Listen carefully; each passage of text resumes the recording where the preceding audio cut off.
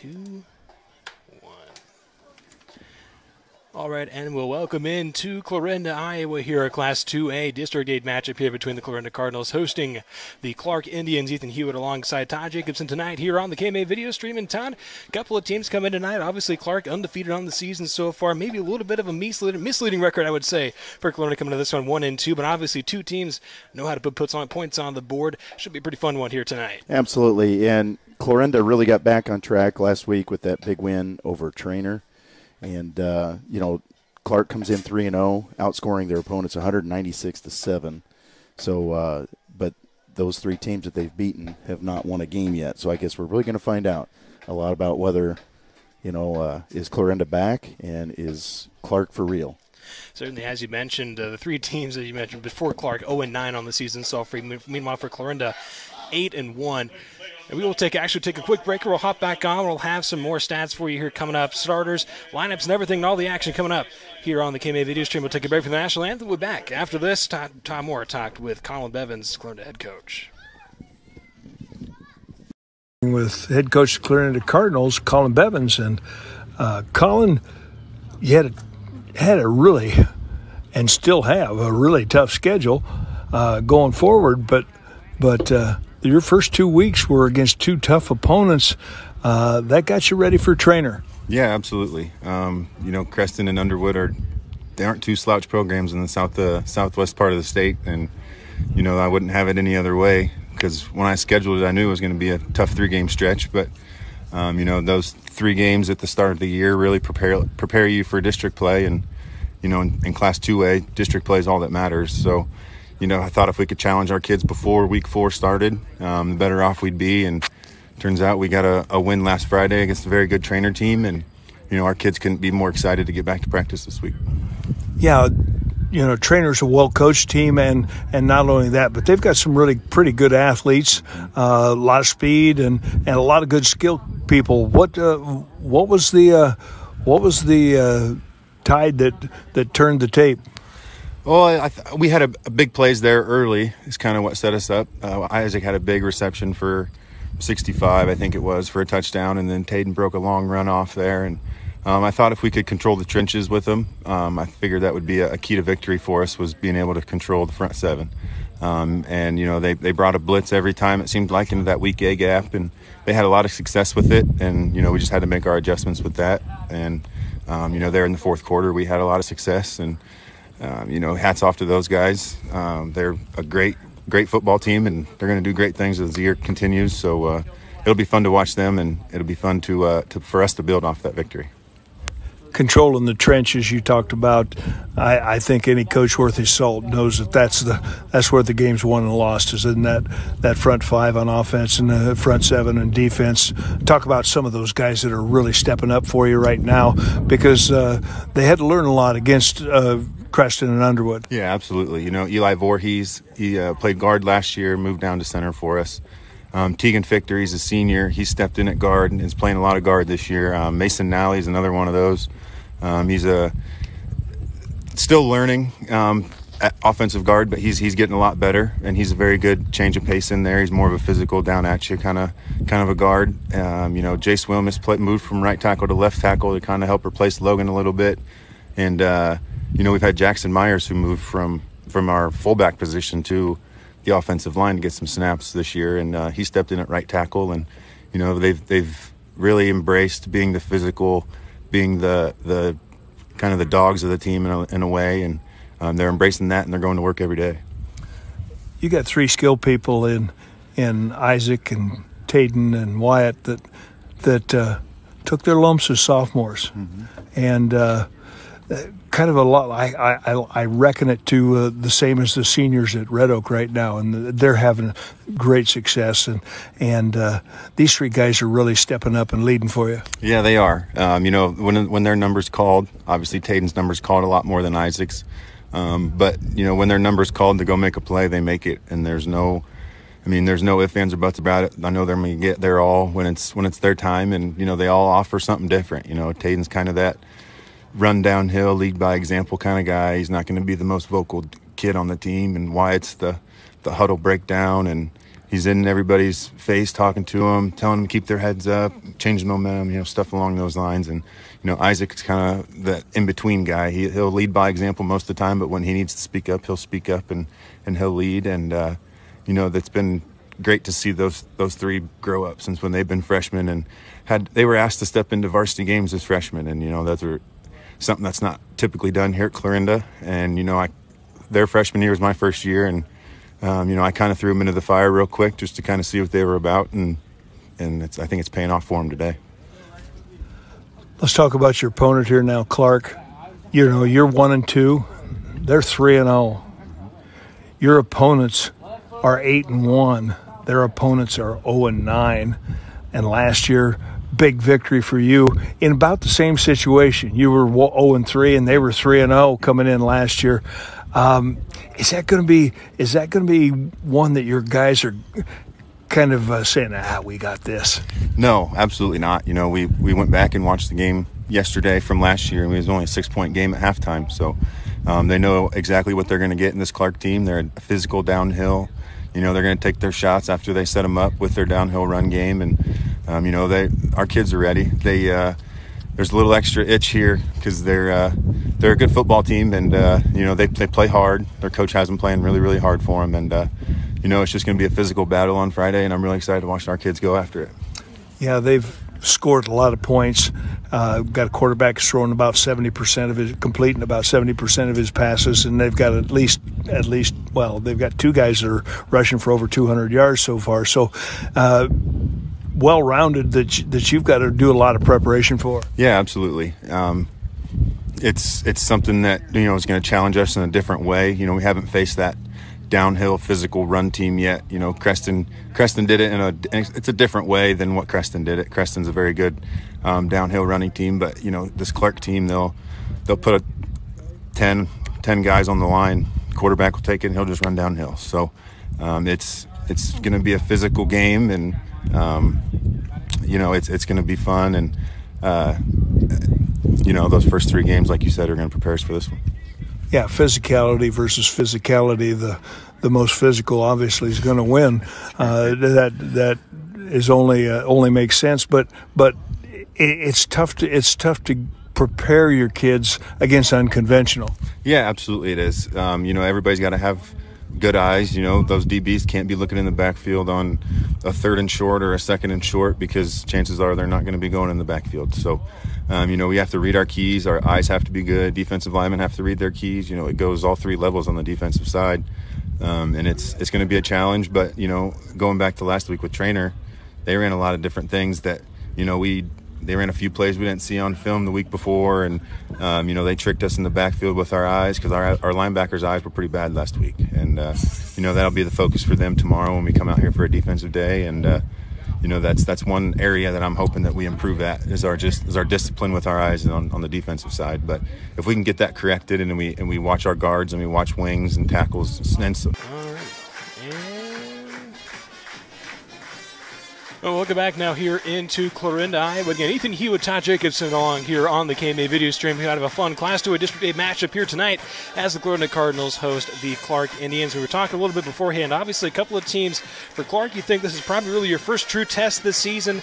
And for Clarinda, as we mentioned, obviously coming off a nice win against Trainer last week, really a chance here to probably start trying to turn their season around a little bit. Yeah, with the Clark Indians, they come in 3-0. All 3 of their opponents, like you said, Ethan, those 3 opponents are all 0-9 together, and they've outscored their opponents 196-7. They are going to get it done tonight through the air. Jack Cooley has close to 600 yards passing and 8 touchdowns through the air. He's going to be throwing to Jesus Vega and to Brock Watson are going to be his 2 big targets tonight. But have they been tested? They're definitely going to find out tonight, because Clarinda was able to really get their ground game going last week. Taden Brown is the guy that they want to get going, and they definitely did last week. He had over 200 yards rushing and 2 touchdowns, and they were able to win that game over an undefeated Trainer team at the time. So, the Clarinda coaches hope that they have found their new what they want to do, which is their ground game. And I guess we'll find out tonight. Certainly, as you mentioned, Clark 3-0. They're coming into this one. They started their season off with a big 71-0 win over Sadell, 57-0 over Colfax Mango, and then last week they had a 68-7 win over Perry. And on Clarinda's side, they started off the game a tough loss to Creston, obviously opened their season 28-12, and then a 59-22 loss to Underwood.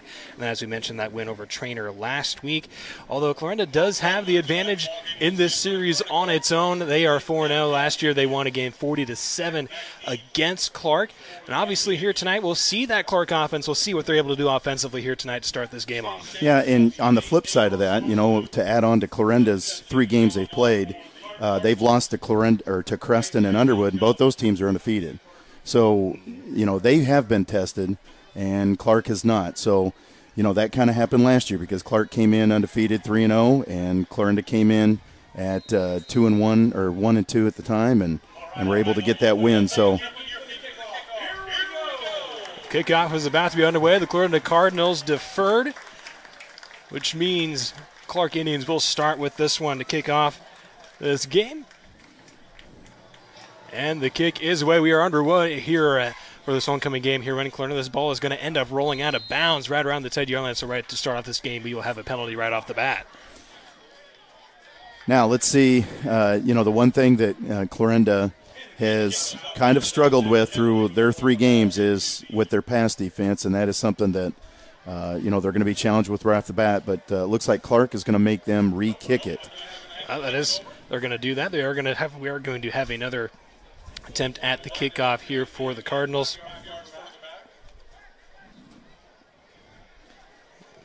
Clark kind of thinks that they might be able to get a decent return by having them kick it again here.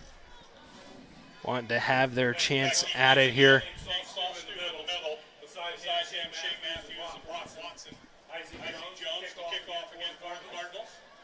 Isaac Jones getting ready to kick this one away here for the Cardinals.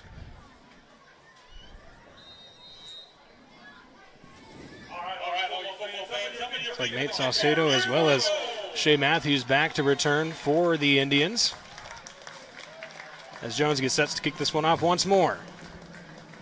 First kick went out of bounds. Second attempt is now away from Jones. And this one looks like it will be fielded here by Matthews at around the 24. He's bringing this one up. He has a little bit of a room, trying to shimmy his way past the 35, but he's going to be met by a host of Cardinals there. And that is where this Clark Indians offense will shut up shop right around their own 35-yard line.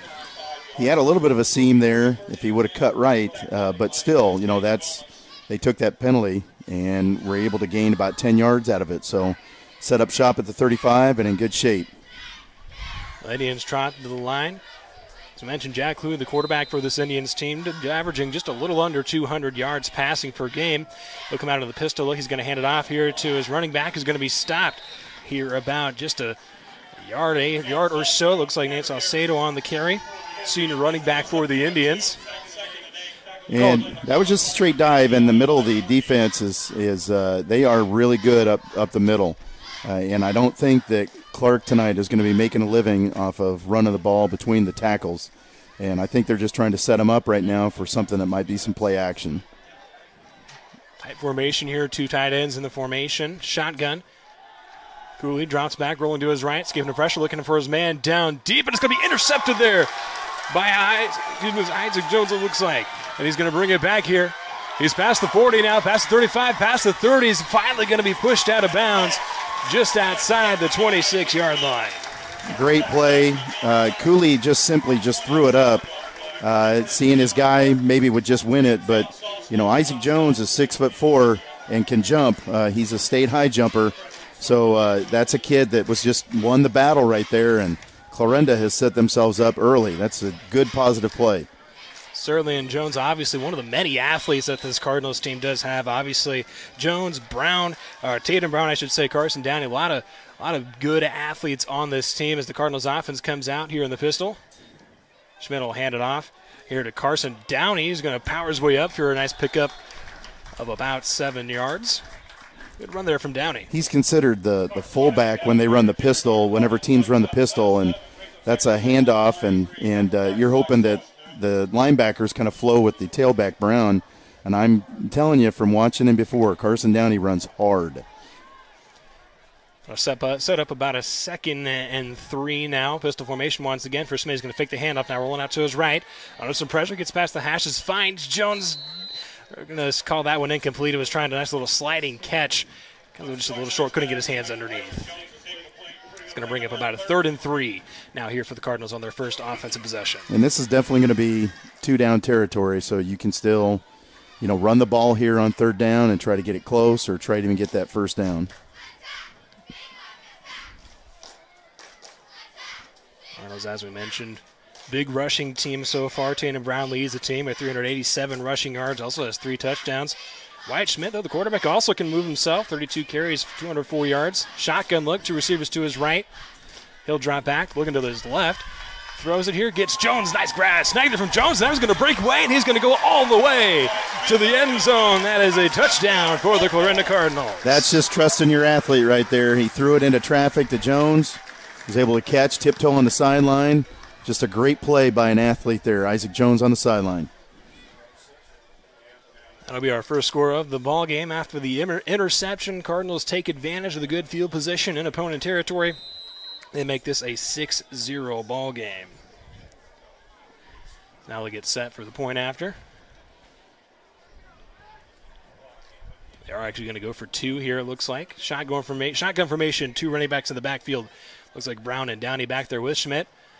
He's going to hand it off here to Downey. Downey trying to cut that, or excuse me, that was Tatum Brown. Ooh, good second effort. Oh, he's going to come up just short.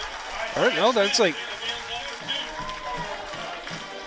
And they're actually going to give it to him there. It looked like... The guy on the far side said no. But the guy on this side said yes. That will make it an 8-0 ball game now here for Clarinda. What a great way to start. As a coach, you're always worried about homecoming week and your kids being focused on the game, which is ultimately what you'd hope your kids are focused on. But there's so many distractions during homecoming week, and that's a great way to start off the game for the Cardinals. Certainly, and as the players take a quick break, we'll take a quick break as well. We'll be back, though, with the rest of this first.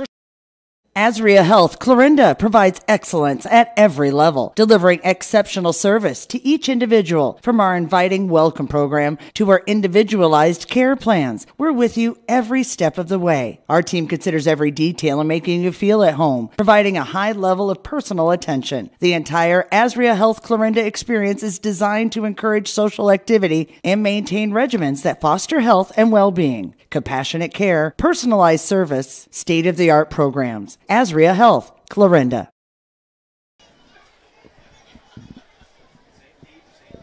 Welcome back now here into Clarinda, Iowa, here on the KMA video stream. Ethan Hewitt, Todd Jacobson here with you.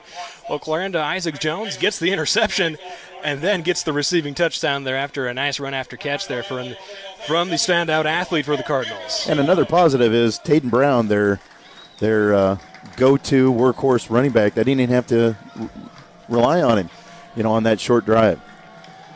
Kick his way once more here from Jones. This one going to be fielded by Salcedo. Botches the fumble, picks it back up now, gets past the 25. Is going to be met by a wall of Cardinals. They're just past the 25. Call it the 27-yard line is where they will spot him down. We saw there just a 2-play drive to start off before Jones snagged the interception there off of Jack Cooley.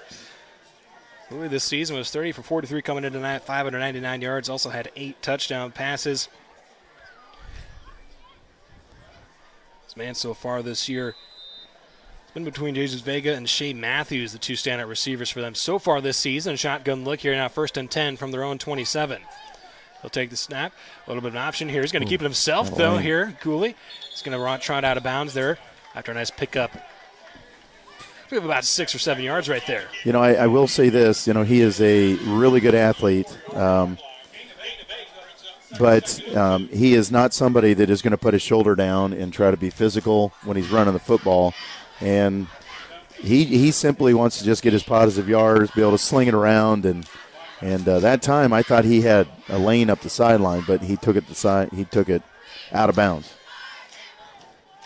That's a good pickup, about 8 yards. It's up a 2nd and 2. Now he's going to drop back this time, looking to that left side. He's going to try to float this one. Was looking for his man there, Brock Watson. Had him, but just overthrew him a little bit. That'll bring up now about a 3rd and 2 here from the 29. Well, I will say that Clarinda is going to have to get more pressure on him than what they are, because if he can sit back there, he had 2 guys, one that was running that deep out, but he had a guy on a post that was running by himself, and you definitely want to get in his face and disrupt.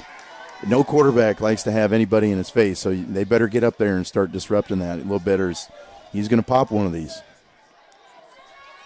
So it brings up now a 3rd and 2 from the 34. He's going to hand it off this time to Saucedo. Saucedo had a hold there for a second. It's going to get filled up, but not before. He's going to get right about to that marker. We'll see if they give it to him. It's going to be close. Well, it's right there, and it looks like they are going to give it to him. Good, nice pickup, power run there from Saucedo to get the 2 yards needed for the first. It's going to set a 1st and 10 now from about the 37.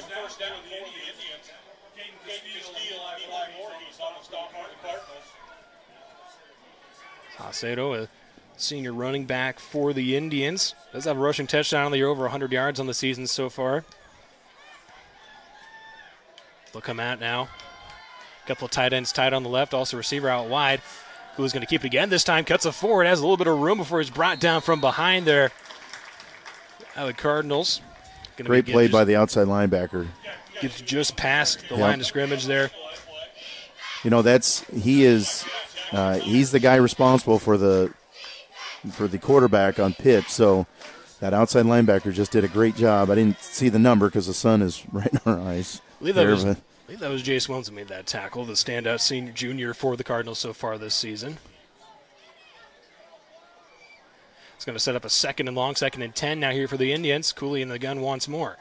You know, it off to Saucedo once again. He's going to be met by a host of Cardinals, but once again, new play, same story on that one.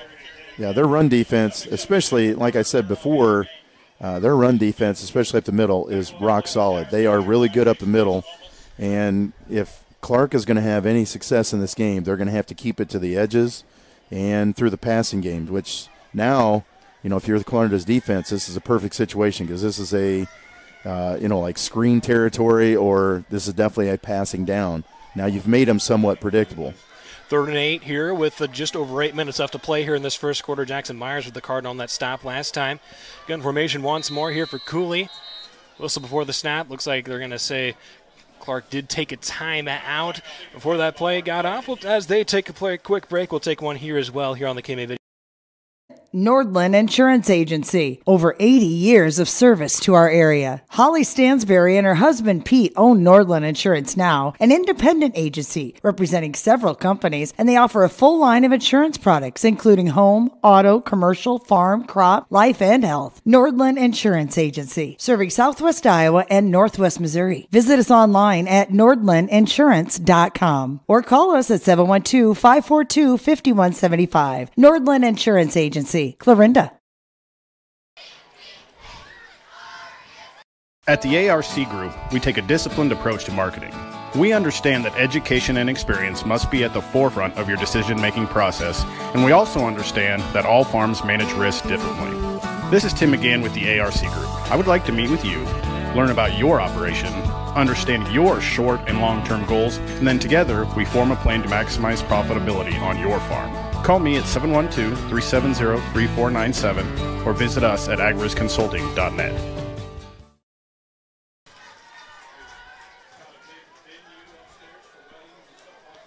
Welcome back now here into Clarinda, Iowa, here on the KMA video stream. Ethan Utah Jacobson here with you as Clark Indians 3rd and long here, going for it, looking deep. There, Cooley hooks up with his man, and that is Jesus Vega, the junior wide receiver. That is his favorite target, and it was just a simple go route. And, you know, they were kind of sitting in a deep cover 3, so you don't need to jam him, but he had some speed, and what a great diving catch. Certainly about a 35-yard hook up there between Cooley and Vega. Gives it all the way down here to about the 24-yard line now here for Clark. Gun formation once more. One receiver out to his left. Cooley going to shake his way off of a couple of defenders there in the backfield. Able to make a little something out of nothing. Gets about a yard there on the first down run.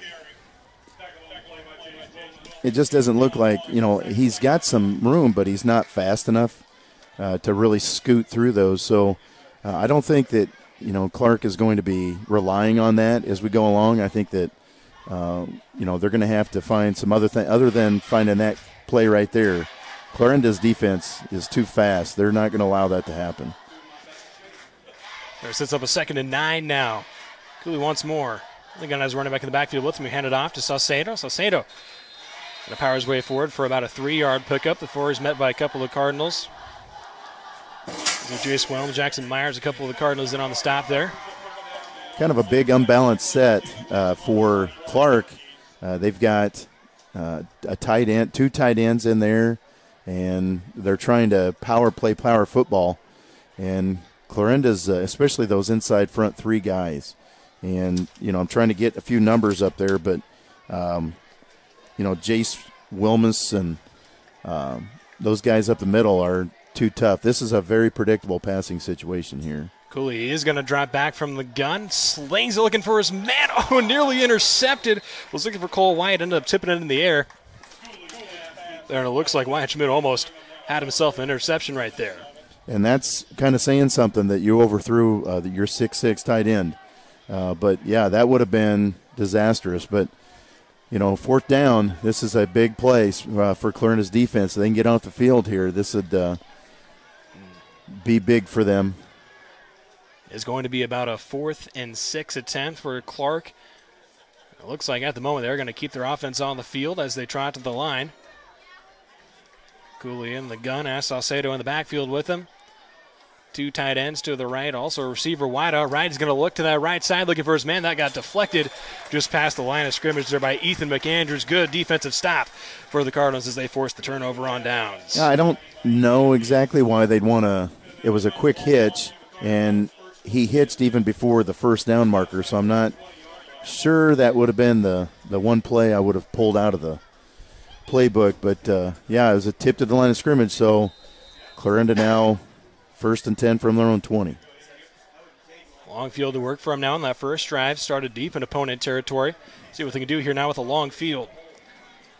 Wyatt Schmidt in the gun as 3 receivers spread wide to the right, but instead he's going to hand it off. Tier 2 is running back. See who it was there on the carry in just a moment. That was Tatum Brown there on the carry. Picks up out a yard, maybe a little over a yard there. Set up a 2nd and 9 roughly here for the Cardinals. He does such a good job at running back in that he presses the hole without rushing to it, and then he's always looking for that cutback, and that's what you want. It's very hard to teach that, but it's what you want from your running backs, and that's something that they're going to be looking to try to get going here. Well, right there. They're going to hand it to Brown again once more, and Brown finds a bit of a hole and bursts through it. He's going to burst forward for about a pickup of about 7-8 yards there. Set up a 3rd and short now here for the Cardinals.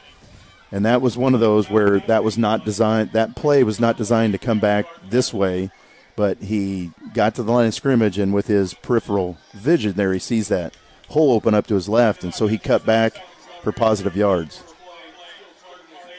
3rd and about 2 now for the Cardinals. Come out of the pistol look here for Schmidt. Brown in the back. He's going to hand it off to Brown, trying to bounce it back out near this near side, but a host of Indians are there for the stop, and it looks like he's going to still be about a yard short on the 3rd down carry. It's going to be a 4th and about 1 now here from deep in their own territory. A lot of credit to the Clark defense. They really rallied to the football right there on a. And let's see, it doesn't look, they're bringing the punt team on. We'll bring the punt team on. Sean McAfee and Cole Binning, a couple of the Indians in on that stop.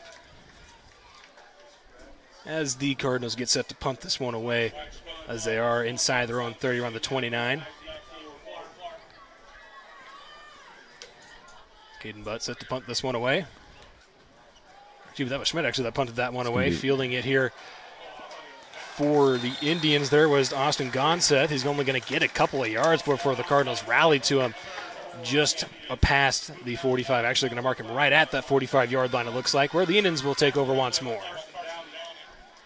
That's a good positive. Instead of letting it bounce, he did the right thing by catching it at the 40, and he, 5 yards is still making a profit in this game. So Clark is set up in good shape again at midfield. Certainly got a little over 4 minutes left to play here in this first quarter. Still an 8-0 ball game here for Clarinda. They forced a turnover on downs last time out. It's Cooley in the gun once more. Hands it off to Saucedo. He shakes off a tackle in the backfield. Now he's going to power 4 for about a 5 yards, 6 yards, just past the fast midfield into Clarinda territory.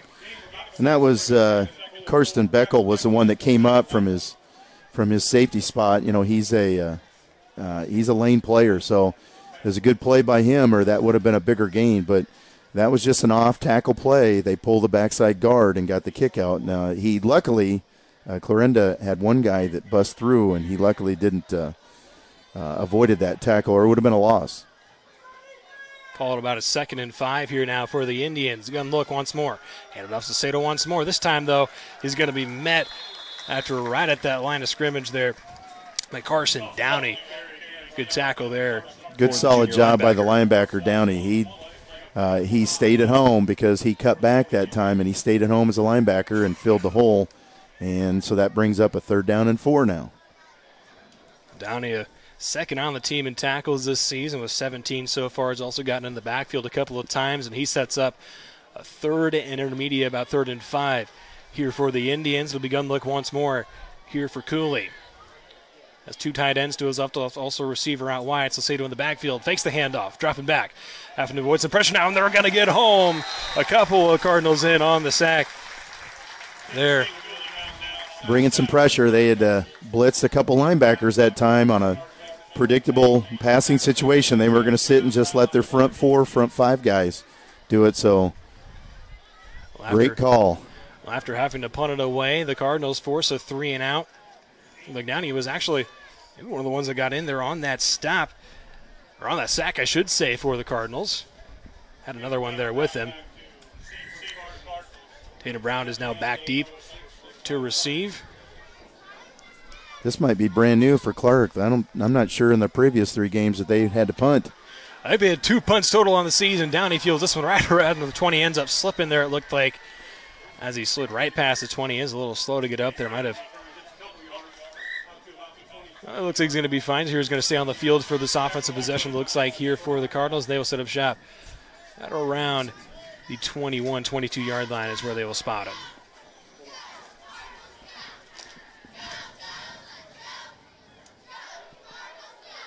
Well, the touchdown to start the drive. Had to punt on their second drive, looking to try to extend their lead here with just a little over 2 minutes left here in this first quarter are the Cardinals. Defensively, they've been able to force an interception on the first drive, turnover on downs, and obviously a 3 and out right there. Let's keep this lock here with a low-scoring first quarter so far. Pistol look now here for Schmidt. Downey's going to hand it off to him, and Downey trying to push forward, or excuse me, Tatum Brown trying to push that one up a little bit. There in the middle, he's going to get maybe a half a yard, maybe a yard. Going to set up a 2nd and 9. My early impression is, Osceola Clark here. I didn't know. It's hard to tell how good is your defense when you're playing somebody that's inferior. But I've really been impressed early on with them, especially up front. They have really played solid against the run. Certainly, obviously, Clarinda, a team that likes to run the ball. Head coach Bevins wants to establish that early. Has had some trouble doing so here, at least early. That the one score they got was off of a nice play from Jones after a reception here. Pistol look down here for Schmidt. Takes a snap. A little bit of an option. He's going to pitch it to his back. There, Brown trying to get up there, but he's going to be brought down for a loss, it looks like, by a few different Indians. It's going to be a loss of about 3 yards there. He's going to be brought down just behind the 20. That whole play is predicated on your 3 receivers. They went trips. And those 3 receivers have to get solid blocks down, or that play has nowhere to go. And Clark overcome at least 2 of those, and we're able to get in the backfield for a loss. It's going to set up a 3rd and long now here for the Cardinals with just under a minute left to play here in this first quarter. In the shotgun is Schmidt as 3 receivers spread wide to his right. And we're going to have a timeout called here by Clark. It looks like he is not coach is not happy over there. Sean Quinlan, the head coach for Clark, is not happy with what his Indians had lined up there for that 3rd and long. They'll take a quick break. We'll take another one here as well here on the KM. Azria Health Clarinda provides excellence at every level, delivering exceptional service to each individual. From our inviting welcome program to our individualized care plans, we're with you every step of the way. Our team considers every detail in making you feel at home, providing a high level of personal attention. The entire Azria Health Clarinda experience is designed to encourage social activity and maintain regimens that foster health and well-being. Compassionate care, personalized service, state-of-the-art programs. Azria Health, Clarinda. Well, welcome back now here into Clarinda, Iowa. 3rd and long now here for the Cardinals. Jeff their own 19-yard line. Schmidt dropping back, rolling to his right. Has plenty of time. He's going to fire this one deep, looking for Jones, and Jones is going to come back and get it just past midfield. Great play there from Jones to track that ball and hauls in the big 34-yard gain. That is going to be his number one target. And why not? When you got an athlete 6'4" that can jump, just a simple post, and the safety was not deep enough. And it's just a simple throw over the top. He had plenty of time, too. Credit to the O-line. He had a lot of time to sit back and find Jones deep down the field. Big 3rd down conversion there. Schmidt now at midfield in the shotgun. Fakes the handoff here. He's going to keep it himself here, trying to find the edge, and he does. He's going to cut back inside a little bit for a pickup of about 5 yards. Yep, good play. He is reading the defensive end. If he crashes, then he keeps it like right there. And he got a good 5 yards. That was a good read by Schmidt. Sets up about a 2nd and 5 now here for the Cardinals. And they're going to let the quarter run out as we hit the end of the first quarter. The Clarinda Cardinals up 8-0 here over the Clark Indians here on the KMA video stream. We'll take another quick break. We'll have the second quarter. Nordland Insurance Agency. Over 80 years of service to our area. Holly Stansberry and her husband Pete own Nordland Insurance Now, an independent agency representing several companies, and they offer a full line of insurance products, including home, auto, commercial, farm, crop, life, and health. Nordland Insurance Agency, serving Southwest Iowa and Northwest Missouri. Visit us online at nordlandinsurance.com or call us at 712-542-5175. Nordland Insurance Agency, Clarinda.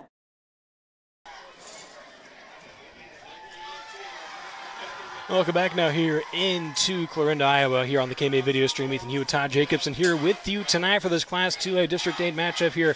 8-0, the Clarinda Cardinals up over the Clark Indians right now. And obviously, you know, Todd, we talked about it before this game. This is a pretty big chance here for Clark to try to prove themselves a little bit, coming off of 3 really big victories. And so far, at least, the ground defense, the run defense for them so far has been strong. But we've seen a really couple of big explosive plays through the air for the Cardinals. And no surprise for anybody that knows anything about the Clarinda Cardinals. You got a good athlete in Isaac Jones. They have strictly tried to, and that's Wyatt Schmidt's one of his number one targets. And why not? Why not throw it down there and let your athlete win that battle in the air, which is what's happened. They've had 3 big plays with Isaac Jones. 2nd and 5 now here for Schmidt at the opponent's 41. He drops back. You're looking at that left side, finds his man. There, Levi Wise on the grab. Is going to be a nice pickup on the slant for about 5 yards, and that looks like it will be just enough for the first down. Oh, yeah, they're going to say they will give it to him. Yep, just got right there. That's good route running. He, those routes, those in routes are designed to be at the sticks, and that's perfect route. That is a great play call. Sets up a 1st and 10 now here from the 35. Clark 35, I should say. Shotgun once more. Deuce is out to the left and the right here for Schmidt. But he will hand it off here to Brown. And Brown, good second effort there.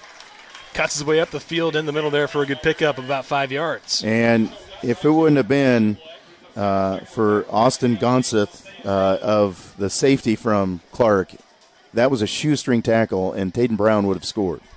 He's always looking for, and once he finds that cut, he is going north and south, and he is a dangerous runner. Just when you think you've got him, next thing you know, he's running by you. So, good tackle. Pistol look down here for Schmidt. 2 receivers to his left. Brown in the backfield is going to give it to him there. Good tackle behind the line of scrimmage there. Get you that was here for the Indians here in just a moment. It was a really nice play. It looked like a defensive lineman was able to penetrate. Lane O'Hare was one of the first linemen, and they had brought 3 linebackers. I think they'd kind of seen enough of hey, you're managing that line of scrimmage. The team that wins there, that consistently wins at the line of scrimmage, is going to be able to control the game. And sometimes if you're not winning with your D line, sometimes you got to bring a little pressure, and that's what Clark did on that last play. Going to set up about a 3rd and 7 now here for the Cardinals. By himself up top. Jones by himself up top. 1-on-1. Going to take the snap. That rolling to his right. Here is Schmidt looking deep, looking for his man. That was going to be tipped up in the air and intercepted by the Clark Indians on the Ashton Giza there, the junior defensive back. for the Indians. He's going to off the tip there. Had a few different guys in the region. He's the one that ends up coming down with it, but they're going to start here around their own 5-yard line. I was kind of thinking that he might go up top because if you roll out that way, you know, the safety kind of comes with you. And I thought maybe he might try to throw backside to Isaac Jones, who was up there kind of one-on-one, but he kind of took his chance throwing it down into traffic there at the 5. That is where they will start here. They've shown a little bit of life offensively. Ultimately, haven't been able to show anything of it here. Starting deep in their own territory now, 1st and 10. Shotgun here for Cooley. He's going to hand it off here to Saucedo once more, and Saucedo is going to be met. They're right at the line of scrimmage again. They're going to get a save as a gain of no yards there. They are just too good up front. And now, you know, I know that's a bad thing that they had a turnover at the 5, but if you can keep them down here and keep them there at the 5 or get a negative loss, I mean, they're punting from their own end zone. You're still going to have positive field position. So, you know, the Clarinda staff, they're going to bring some people and dare you to throw it out of this spot. So now it's 2nd and 10 here with just over 9.5 or under 9.5 left to play. Cooley dropping back, quick throw, trying to hit his tight end. There, Cole White, good defense there from the Cardinals, able to break it up. It's going to set up now a 3rd and 10. Be curious what Clark does here if you try to throw it, because you're kind of playing with fire. If there's an interception, I mean, there's a really strong chance that that's going to be returned for a touchdown. Or you keep it on the ground and just see if you can get a few more positive yards. We'll see what they do here on this 3rd and long, trying to capitalize off of the turnover. They come to the line. And this Clarinda defense trying to get a big stop here, keep it at an 8-0 ball game. Gun formation. Cooley going to keep it here. Looking to that right side now. Pitches it here to his running back, Saucedo. Saucedo has plenty of room down the far sideline. Trying to get it back inside instead of power forward. Up to about the 30-yard line. A huge pickup there for the senior running back. And that play does not work unless, one, Cooley waits until the last minute before he's about to get hit for that pitch, which he did a great job. And the wide receiver's got to do a job on the outside with the one-on-one block. So that was set up perfectly by the wide receiver and the quarterback on that play. Nice, about 22-yard pickup there for Saucedo as they bring it out to the 27. 1st and 10 now, gun formation once more. Tight formation, single receiver to his left and his right. Here for Cooley, he's going to pitch it off now. Here to Jesus Vega is trying to work it to that opposite side, but Cardinals snuffed that one out real quick. It's going to be a loss of about 2 yards. I think that was Downey, the linebacker. Yes, it was.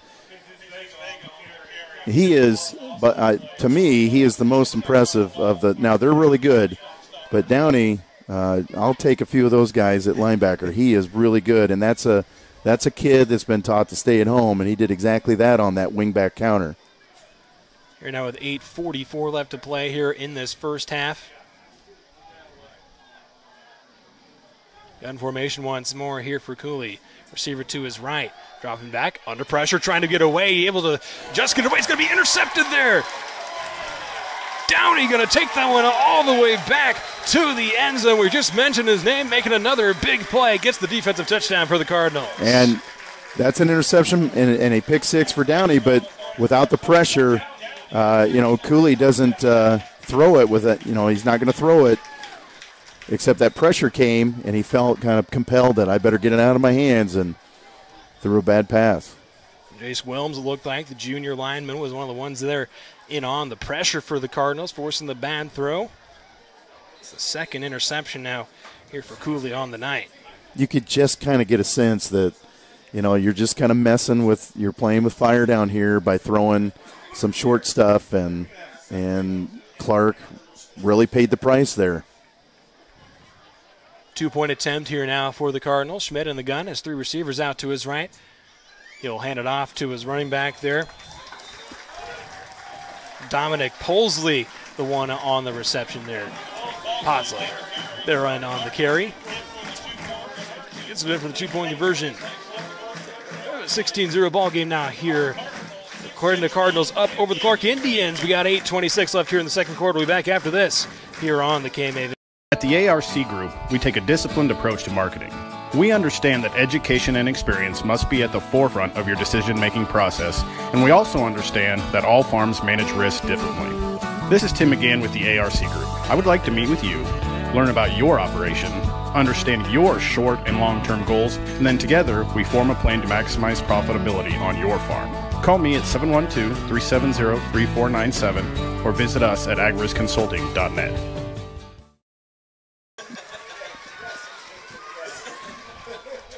Seeing is believing. That's what you'll hear from customers that choose Barrett Auto Center of Glenwood time and time again. Barrett customers come in for vehicles and service work, but they come back for conversation and honest advice. They want one of the largest pre-owned and fully serviced inventories in KMA land, and they return when they've gone elsewhere and it just isn't the same. See and believe for yourself how little differences add up to a better car buying experience. Come back to Barrett's and Barrett'sAutoCenter.com.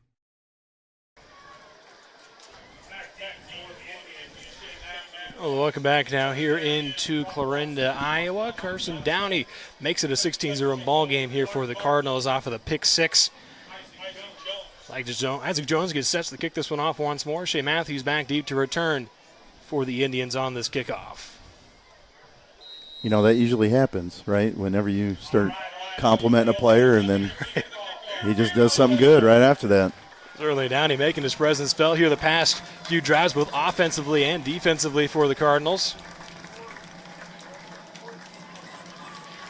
And the kick is away now here from Jones. Matthews back deep to return. But it will instead be fielded here just around the 20-yard line there by Austin Gonseth, who'll bring it up to about the 30 before he's brought down. I know this is, we still have 8 minutes left in the second quarter, but this is a huge drive for Clark because if you can get something positive and at least put together a decent drive, I'm not even saying it has to be a scoring drive, but that gives you a lot of confidence because right now they're having trouble, other than one big play with a diving catch, they're having trouble moving the football against this Clarendon defense. We'll start at their own 30 here, 1st and 10. Tight loaded formation here for the Indians in the gun. Low snap, picks it back up though, but the play is blown up in the backfield. A couple of Cardinals there in on the stop. Posley and also Caden Castile looked like the linebacker there in for the stop for the Cardinals. I think that was a busted play, Ethan. To me, that seemed like it was a busted play. Right, looked like both of your outside guys are moving back like it's a counter to block, so there's 2-3 guys unblocked on the edge. That's going to end up in a result loss of about 7 yards here. It's going to set up a 2nd and a mile now here for the Indians. Around the 22-yard line. Will be a gun formation here once again for Cooley. As a receiver wide out to the right, couple of tight ends. He'll drop back here. Happens to roll out to his right to avoid the pressure. The pressure's going to get home once more. There by the Cardinals, Jace Wilms, one of the guys in on the sack. It's going to set up now a 3rd and a long way to go now here for the Indians. They were, all 3 routes were long routes, and, Clarinda had 5 guys deep, so he could not get a view on any white jerseys, and there was no spill guy or a release guy. So he did the smart thing, I guess, by not throwing it up into traffic, because he did that on that last drive, but he definitely paid the price. I think about 3rd and 29 now here for the Indians, here with 6:53 left to play here in this first half as they come to the line. Shotgun look once more. Receiver wide out to his left. It's Gonseth. Couple tight ends. There'll be a flag thrown here. It looks like that is delay game. Going to be a delay of game call. Puck ran up, knock him back another 5 yards.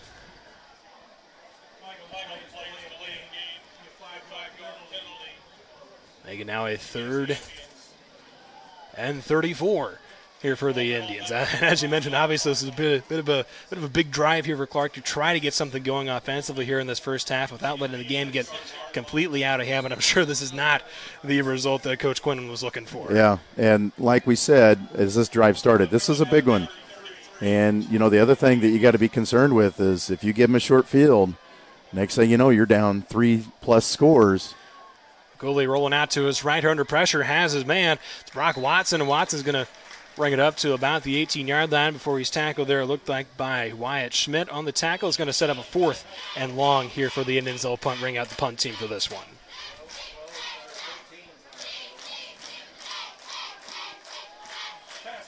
You know, that's not a bad play. Your defense has done a pretty adequate job. They've only allowed that short drive with that big pass to Isaac Jones. That's the only score. You know, your defense has held up pretty good. Punt there bounced off the ground, but able to get it away. Brown is back to return. He's going to let this one bounce. Not the greatest punt in the world. Just gets past the Clark 40-yard line. They'll spot it at around the 41-yard line. That is where the Cardinals will set up shop here with good field position. You got to think here, with a little under 5-6 minutes left to play here in this first half, if you can get the score here for Clarinda, you're pretty well in the driver's seat here heading into the second half. And they deferred, so they'll get the ball and start the second half. And if you can score here and leave very little time left and come out with the ball out of half, you can really put this game away, so to speak. Pistol look now here for the Cardinals, 1st and 10. Handed off here to Brown. Brown trying to power forward. Trying to get a little bit of a push there from his line. They're going to say he gets stopped. Maybe a pickup of a half a yard there. Set up about a 2nd and 9 here for the Cardinals. They've done a pretty solid job of getting off blocks up front and stopping the run so far. You know, Taden Brown coming off that 200-yard and 2-touchdown game last week against Trainer, and they've kind of held him in check so far this first half. Early now, shotgun look now, 3 receivers spread wide to the right. Schmidt going to hand it off to Brown once more. And in the backfield there this time, a couple of Indians in on the stop. It looked like KJ Fry, the linebacker, one of the ones in there, the senior, one of the leading tacklers for this defense.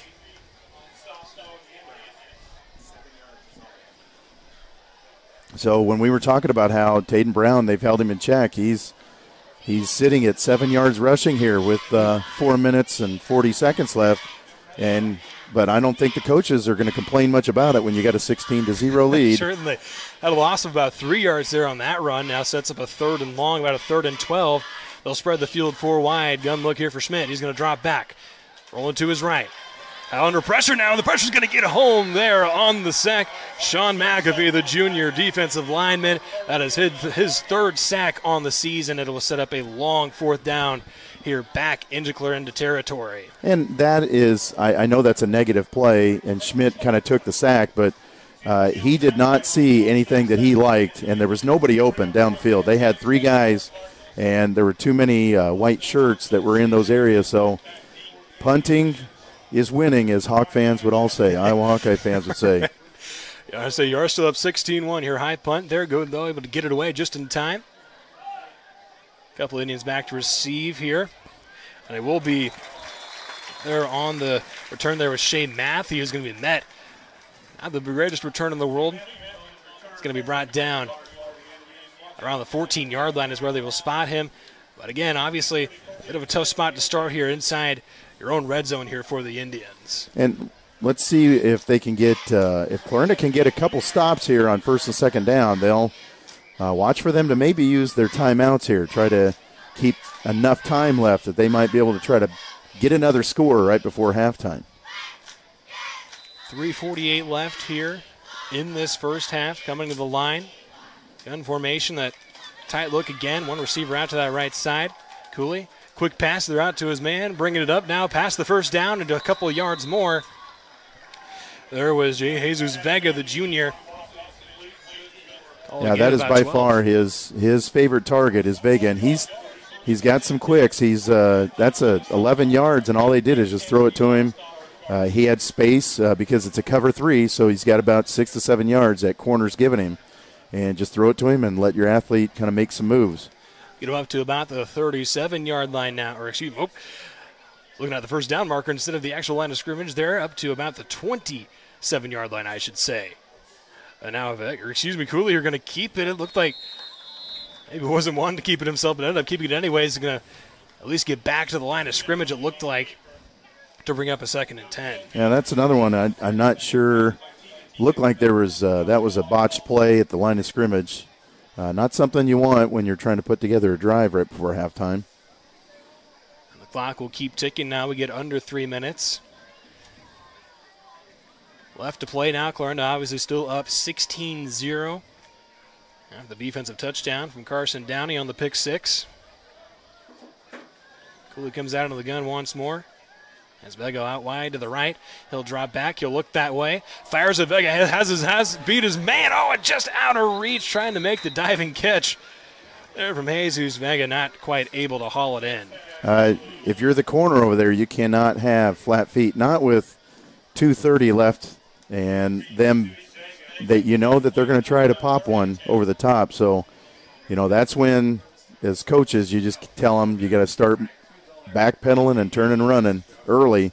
But he's lucky that got overthrown. That was a touchdown. Well, they set up a 3rd and 10 instead now here from their own 27 here for Clark. Same formation in the gun. They get out wide to the right. Dropping back. Cooley under pressure, holding on to it. He's going to be wrapped up for the sack. There by Caden Castillo, gets in the backfield for his first sack of the night, and will bring up a 4th down here with just under 2.5 minutes left to play here in this first half. I'm kind of surprised Clarinda's not calling a timeout right here. Try to give themselves a little bit of time. There's 2 minutes left. Hayden Brown is back deep to return. Getting set to pump this one away. Just as we hit under 2 minutes left now here in the first. Snap is there. Cardinals coming after it. This one, bit of a line drive punt here. Good roll, though. And, Brown thinks about it, but lets it roll past, and then will be downed at around the 38-yard line in Clarinda territory. Those are the ones give coaches heart attacks right there on sideline when you see them run it at a ground ball coming on a punt. We'll have a 1st and 10 here from their own 38 here with 1:46 left to play here in this first quarter. It's kind of been, as we mentioned, obviously, the Cardinals like to run the ball, and I think we mentioned Tatum Brown on that last drive. He was only up to about 7 rushing yards so far this first half. Yeah, Clark has done a stand-up job with their front six. They run a 3-3 stack defense, and they've done a really solid job of controlling him. Schmidt, quick throw here to the right side, has his man. And bring it up field for a good pickup, about 7 yards there for the Cardinals. 2-minute drive. You want to get a good first down play. Kind of tells you how aggressive you can be in a 2-minute drive, and 8 yards and out of bounds. That saves a timeout. So that's a great play on first down. Ethan McAndrews on the reception there for the Cardinals. Good 8-yard pickup, dropping back once more. Schmidt looking over the middle, overthrowing another interception right to the safety. Austin Gonzalez is going to bring it past the 40, now to the 35 where he's brought down by the Cardinals. A little bit of a dangerous throw there by Schmidt into a lot of traffic, ended up paying the price. There's nothing good that happens when you throw late over the middle as a quarterback, and that's the mistake that he made right there. And when they've got 3 safeties, basically they've got 3 safeties sitting back there because the corners were playing way off too. And, is Clarinda's sitting there on defense now. They're kind of hoping that doesn't come back to bite them, because that's minute 30, and now Clark's got their best field position of the game. Prime opportunity here just inside the 35-yard line in Clarinda territory here now for the Indians. They come out 1st and 10. Shotgun look now here. Vega wide out to the left. Cooley takes the snap. Dropping back under heavy pressure here. The Cardinals steps up in the pocket. Has some room now, firing deep for Vega. Vega there, goal line, touchdown, Clark. What a play by Cooley. There were 3 guys in his face, and he simply did a jab, cut through 2 of them, and then kept his eyes downfield. And while the safety is staring at him, he had a guy behind him, and at that point you got to turn and locate. So that is almost probably, I'd say, a game saver for Clark to be able to score in this one with 1:20 left. Makes it 16-6 here now. The PAT attempt here by Kristen Espinoza, the freshman kicker here for the Indians. Trying to make this 16-7. Kick is up.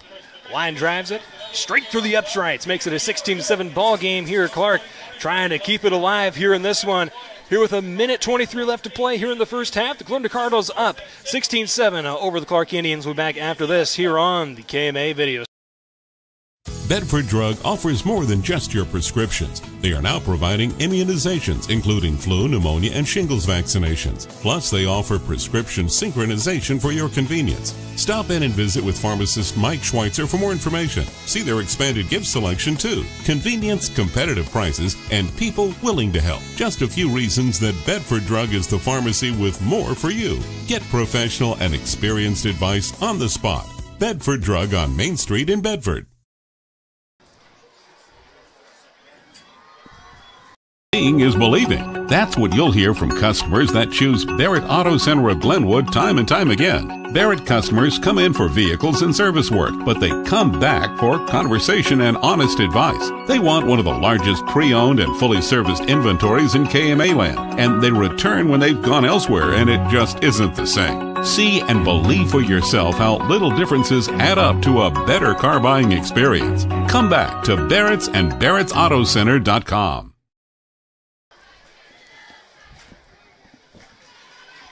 Welcome back now here into Clarinda, Iowa. Ethan Hewitt, Todd Jacobson here on the KMA video stream here with you. 16-7 Clarinda after the nice touchdown hookup there from Jack Cooley up to Jesus Vega. 34-yard touchdown brings us back into technically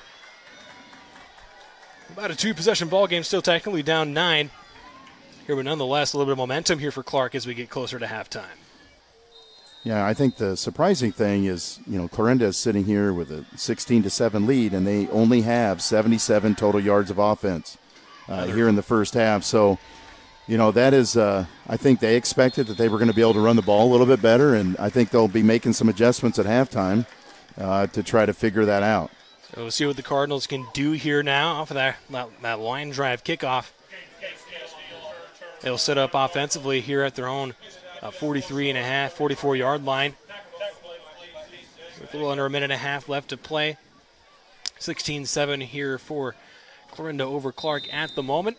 I can't see that they would be overly aggressive here with a lead, and after what just happened on that last drive, I can see about probably 3 runs here from Clarinda. Just a look, and we're going to see it right now. A little of an option to that left side. Going to pitch it here to Brown. Brown finds the edge and about 4 yards before he's shoved out of bounds there on the Clark sideline.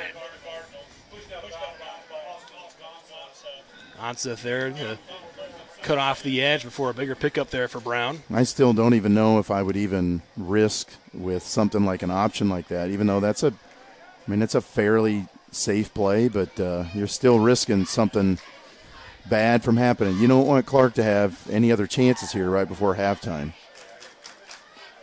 On a 2nd and 6 now here from the 42-yard line. Low snap, but Schmidt hauls it in, dropping back, looking to pass it. Has his man there on that left side, getting up in the first down and just a little bit more. There was Carson Downey on the reception. Yeah, you bring your fullback out there and put him in a slot, and there's your first timeout by Clarinda with 1:06 left, so they've gotten their first down. They'll still have 2 more timeouts after this one, so they're sitting at midfield with 1st and 10. And with just over a minute left to play, players take the timeout. We'll take one as well here.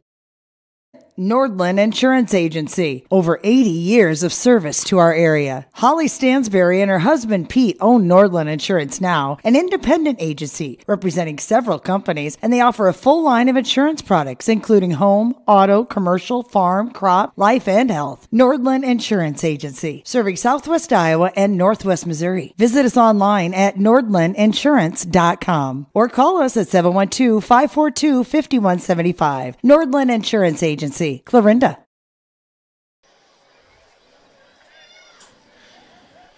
Welcome back now here into Clarinda, Iowa. Ethan Hewitt, Todd Jacobson are with you on the KMA video stream. 1st and 10 here from midfield for the Clarinda Cardinals. The 105 left. Schmidt dropping back, looking to fire deep, looking for Jones. Good coverage though defensively, in the ball is going to end up in the hands of Isaac Jones. Out of the deflection there from the defender. Isaac Jones, while fouling, hauls that one in. And he had perfect, Vega had perfect position on him. And, as a DB, you're supposed to as you turn and run, you're supposed to squeeze that receiver and not just run in space, and he did exactly that.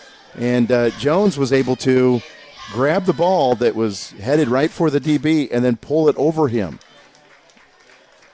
As we hit just under a minute left now, looks like we'll see another timeout called, it looks like, here by the teams. Now, as we mentioned here, it is a 16-7 ball game at the moment, but as we've been talking about all night, Clarinda haven't moved the ball here on this drive, of course. But it hasn't quite been the story so far for this first half for them, but I think definitely if you can get in here, this could be a pretty big momentum flip right back to Clarinda. Yeah, those first couple of plays kind of told them, if you get 2 negative plays to start a drive under 2 minutes, you kind of keep it somewhat safe, especially if you have a lead. But they had 2 positive plays like they did, got out of bounds, saved a timeout, and then they could be a little bit more aggressive after that first timeout, which they've done. Just under a minute left here, 59 seconds left here in this first half. Clarinda in the red zone here. I would look for Jones as far wide as he is up there. I would look for something with him. Pistol look, he's going to hand it off here to Brown. Brown trying to cut up field here on this near side. He's going to pick up maybe a few yards there before he's wrapped out of bounds. Looked like he was... I don't think Coach Bevins is very happy with the side judge because he wasn't really signaling whether he got out of bounds or not. And so that tells you whether you have to call your timeout, and it saves you some time. So he was wasn't really saying whether it was out of bounds or whether the clock was going to continue to run. So I believe if that second timeout was Clarinda's, if that's their third, so I believe that would be their last one. They are out of timeouts now, I do believe, here for the Clarinda Cardinals. That changes a lot. You can still run. There's plenty of time. You don't have to throw, 2 more times into the end zone. You can throw one short and let somebody. You got plenty of time to run that second play. Still need about 7 yards here for the first down, a few more for the touchdown. Here with 47 seconds left as the Cardinals trot back out onto the field. Now, you always, as a coach, you always look at who was the coach talking to out of that timeout, and he was kind of having some last-minute discussion with Jones, so let's see what he does here. Shotgun here for Schmidt. He's under some pressure, having to drop back. He's not going to get away from it. A couple of Indians there, and on a big sack that's going to drop them all the way back outside of the end zone. No timeouts here for Clarinda. They're going to have to get back to the line. Yep. Sets up a 3rd and a mile. Quickly back. Deuces to the left and the right. Shotgun look here for Schmidt. He's dropping back. Looking to his left side. Has his man, Jones, but he's going to be met at around the 15-yard line. Boy, that's a great individual tackle. Vega was the one that is kind of following him, and that was 4th down, right? That was 3rd down. It's 4th down now here. Dropping back here, Schmidt. Under pressure immediately, firing this one deep. This kind of floats that one to the end zone into no man's land, and with 3.1 seconds left. He had Carson Downey opening up, but he just didn't have enough time to see him right there. Great pressure there on those past couple of plays from the Indians. We have seen that from them a little bit here in this first half, and they'll give the ball back here to their offense, of course, only with about 3.1 seconds left. Boy, they averted really a disaster there because they had an open receiver, and if he could have had a little bit more time to see him, that would have been an easy touchdown pass from Schmidt to Downey. Both in the passing game and the run game, that front 6 or so has been pretty stout here for Clark so far, outside of some big plays downfield. Cooley now will take the snap here from the gun. He drops back. He's going to try to look deep into double coverage, and this one picked off by Isaac Jones. Is going to bring this one back. Has some room here on the near side. He's going to get inside the 30 before he trips up and hits the ground. The dangerous throw there is going to end the half. I don't see the point of that play with 3 seconds left. I just don't see the point of that play, and they're lucky that Jones did not return that one for a touchdown. So that's his second interception on the night. And that'll bring us to halftime here. We'll take a quick step away. We'll have some halftime thoughts here for you on the KMA video stream. Bedford Drug offers more than just your prescriptions. They are now providing immunizations, including flu, pneumonia, and shingles vaccinations. Plus, they offer prescription synchronization for your convenience. Stop in and visit with pharmacist Mike Schweitzer for more information. See their expanded gift selection, too. Convenience, competitive prices, and people willing to help. Just a few reasons that Bedford Drug is the pharmacy with more for you. Get professional and experienced advice on the spot. Bedford Drug on Main Street in Bedford. For over 25 years, Chat Mobility has provided you the latest technology, competitive prices, and a nationwide high-speed network. Though important, we're a whole lot more. We serve your hometown communities, sponsor your local chambers and events. It's our goal to work hard while giving back to those who graciously support us. At Chat Mobility, our interests are much deeper than providing great service. We're just committed to serving you. To learn more, see us at chatmobility.com today.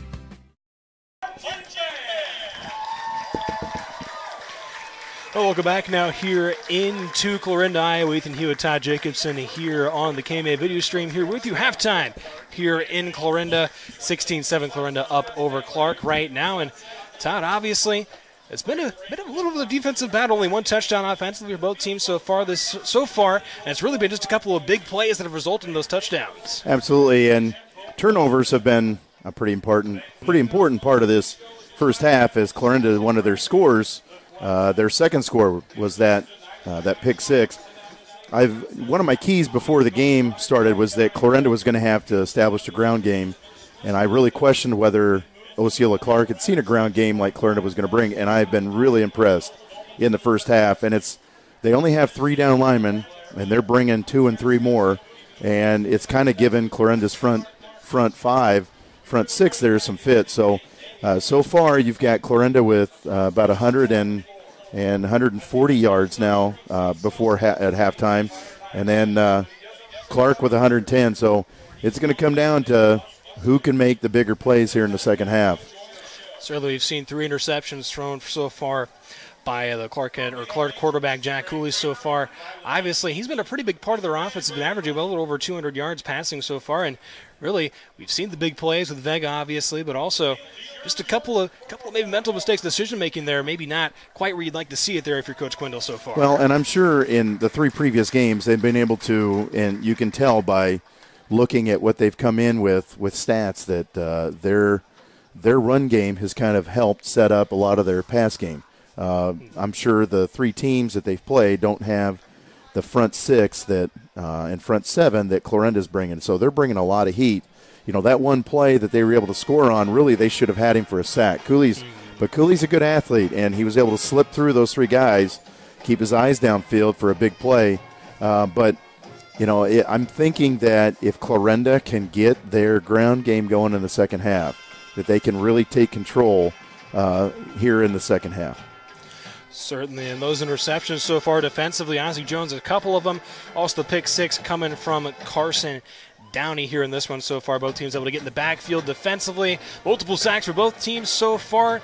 We'll have the second half of action. Also have some halftime stats coming up here for you after this. We'll have a little bit of a halftime break here from Clarinda, Iowa here on the KMA video stream. Second half coming up here.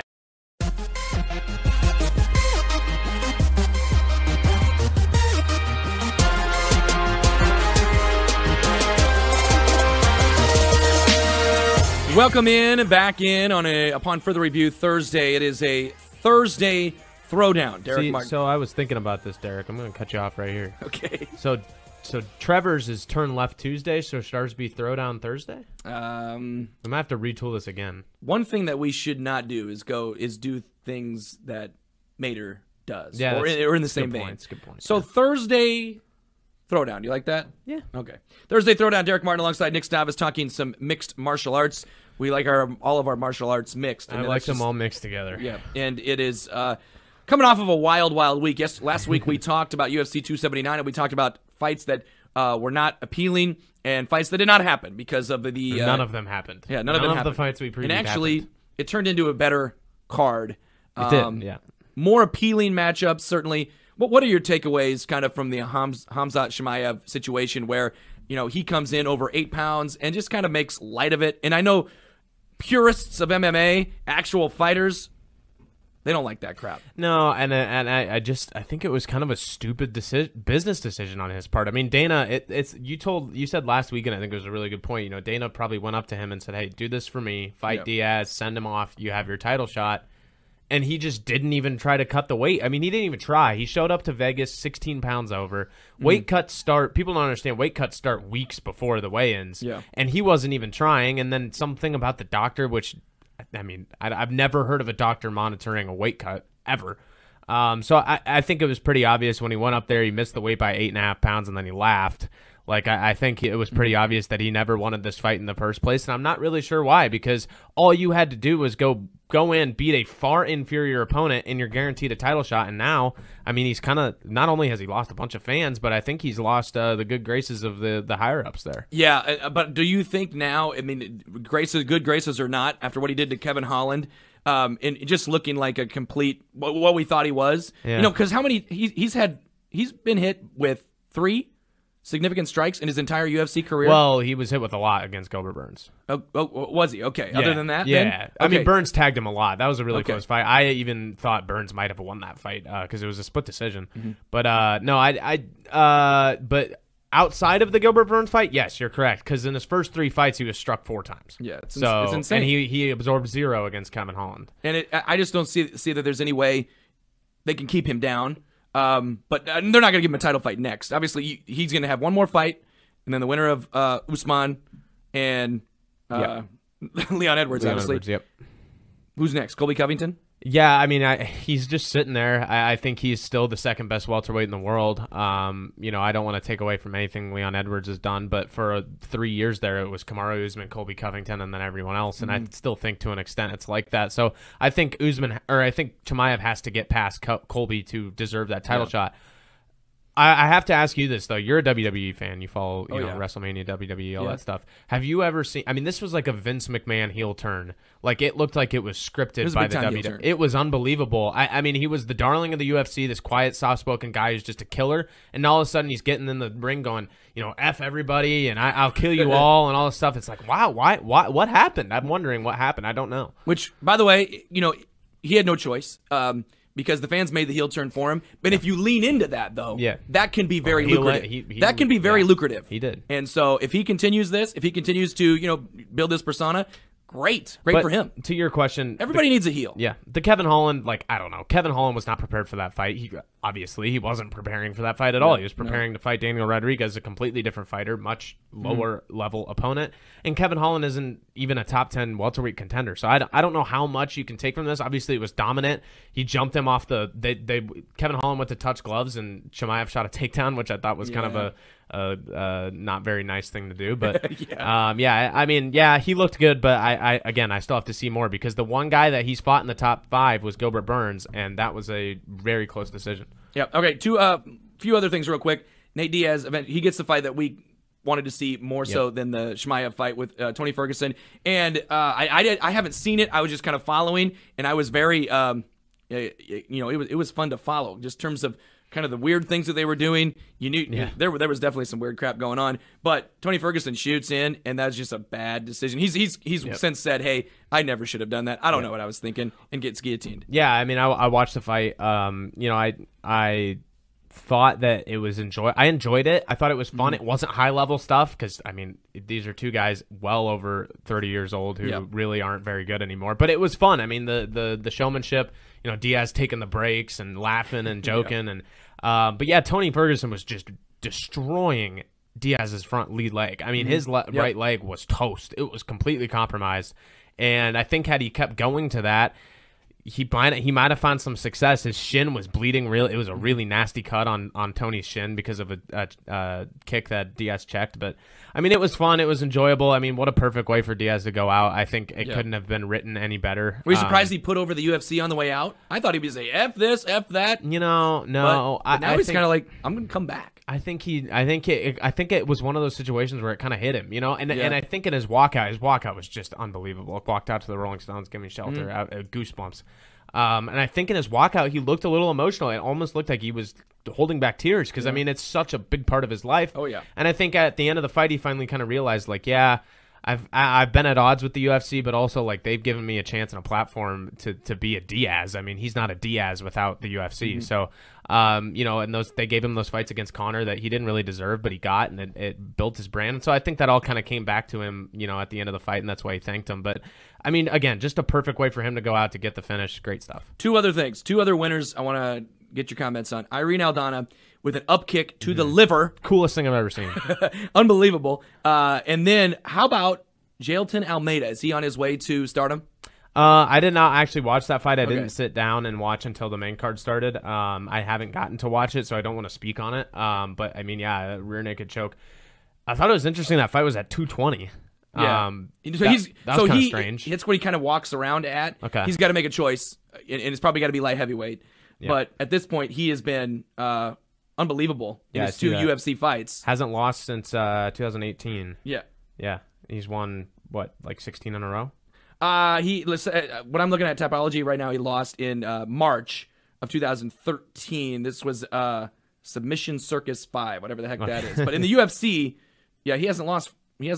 So yeah, he might be well on his way to something big. Anyway, we got a fight this week. It is at the Apex UFC Fight Night.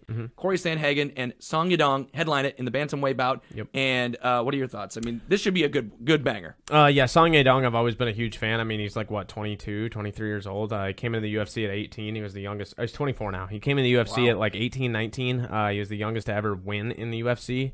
And I think he started fighting professionally. He turned pro at like 14 years old in China. Wow. So he's absolute prodigy. Still young, still learning, I think. You know, and I think that's why he's had some losses. You saw his last loss against Kyler Phillips. He got beat pretty badly, but he's 3-0 since then. He's 1-0 so far in 2022. He beat Marlon Moraes with an uppercut in round 1. That was a nasty knockout. Marlon Moraes is kind of washed up though. But yeah, I mean, he's a prodigy. Probably going to take some more time to get him up into the top 5, but this is a big measuring stick, man. Corey Sandhagen is as good as it gets, and I think he's kind of had drawn the short straw a lot in his career in the past few years. I know this wasn't the same Cheeto Vera, but this is the same guy that beat Cheeto Vera in May of 2020. Yeah. So, I mean, you like him? You like Song Yadong? Yeah, I do like him. Yadong? Not in this fight. Yeah, Okay. All right. not in this fight. I mean, you look at Corey Sandhagen, dude. His 3 losses. Yeah, he's good. Since 2017 are Aljamain Sterling, the current champ. Yep. Peter Yan, who was the interim champ, undisputed champ, just lost the belt, and TJ Dillashaw, who's fighting for the belt and that next fight month. was for the interim belt. Yeah. Peter Yan. Yeah. So, I mean, like, he's fought the best of the best, and he's beaten everyone but, the top 3 guys in the division. So, I think this is a big step up for Song Yadong. If he can go out there and get a win, that's huge for him. But, I mean, Corey Sandhagen is he's tough as it gets. This is a really good headliner for a Apex bout. I mean, this could headline co-main pay-per-view. Not headline a pay-per-view, but maybe not co-main, but it'd be on the main card. Oh, yeah, for sure. In a middleweight bout, Chidi and Njokuani and Gregory Rodriguez could be one just for the fans in terms of that doesn't go the distance. Could be be an early knockout or an early a finish. Yeah, Rodriguez is. I'm not familiar with Njokuani. I don't know. Chidi and Njokuani. There it is. But I do know that Rodriguez is a certified finisher. He finished Julian Marquez like 2 months ago. A really nasty knockout in round 1. So yeah, he's that's definitely going to be a fun one. The other one that I'm looking forward to is Andre Fili. I always enjoy watching him. Fili against Bill Algeo, and Algeo was coming off of that really kind of, I don't know if you remember his Herbert Burns. Yep. He was in big trouble. Yeah. And I had Herbert Burns in that one, and I was like, yeah, and then all of a sudden he gets out of it, and then Burns, I think, did he tear his ACL? Gave up. I think he tore his ACL. I don't know. It said the official ruling was Herbert Burns lost by exhaustion from damage. Yeah, he couldn't. Yeah, I remember he couldn't breathe. There was a couple times tired. he couldn't get up. Yeah. And I believe I think he tore his knee up. He might have, yeah. Something like that. Yeah, but Andre Fili's a tough out, man. He's some of the fastest hands in the game, and I've always enjoyed watching him. He's been on a little bit of a losing streak lately, but yeah, he's a veteran, and I'm excited to see him fight. Since I wrote this down, I just want Rodriguez has won 5 of 6, and Njokuani has won 4 straight. So you got 2 guys that are fighting well and at the right time. And then Joseph Pyfer, he's right off of the Dana White Contender Series, and he's got a matchup with Alan Ambadovsky in another middleweight bout. That's Pyfer. This is kind of go make yourself type fight here, just coming off the Contender Series. Do you watch Contender Series? Occasionally, every once in a while. I try to go back and watch all the main events. It's hard to remember. I believe Tuesday Bo nights. Nickel has another one coming up pretty soon. Yeah. Yep. So, anything else on that? You got Sarah McMahon fighting against. Yeah, Trevin Giles. Trevin Giles is always entertaining. Pat Sabatini. Yeah, Trevin Giles. There's always a chance for a knockout when he fights. He's on a little bit of a losing streak, but he's always fun to watch. So yeah, I mean, it's not a amazing card, but it's definitely good for a fight night, and the main event should be fun. And this is the last fight for a couple of weeks from the UFC last event. Also, UFC. Canelo and Triple G this weekend. Yes, not really sure why that fight's happening again. Right, but Canelo, right? I mean, guess. who you going with? I don't He's know. not gonna lose this fight. Probably not. I mean, Triple G's like what, 1 million years old? Yeah, I'm not a big box. I do follow. I'm not. It. I follow I it, but. yeah. All right. Well, a Thursday throwdown. Since it's a throwdown, we might as well mention that fight. Yeah. All right. Stay tuned. Upon further review, we've got Dan Doherty, Cam baseball head coach, retiring, stepping away from baseball, and Trevor talks with him in a moment.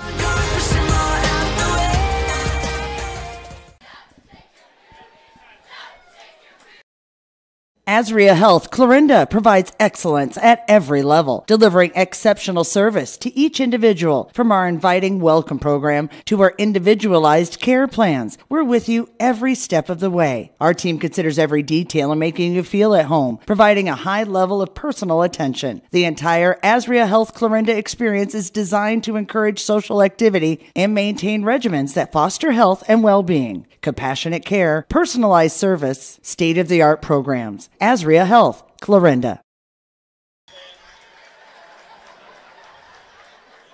All right, welcome back now here into Clarinda, Iowa, here on the KMA video stream. Ethan Hewitt, Todd Jacobson here with you.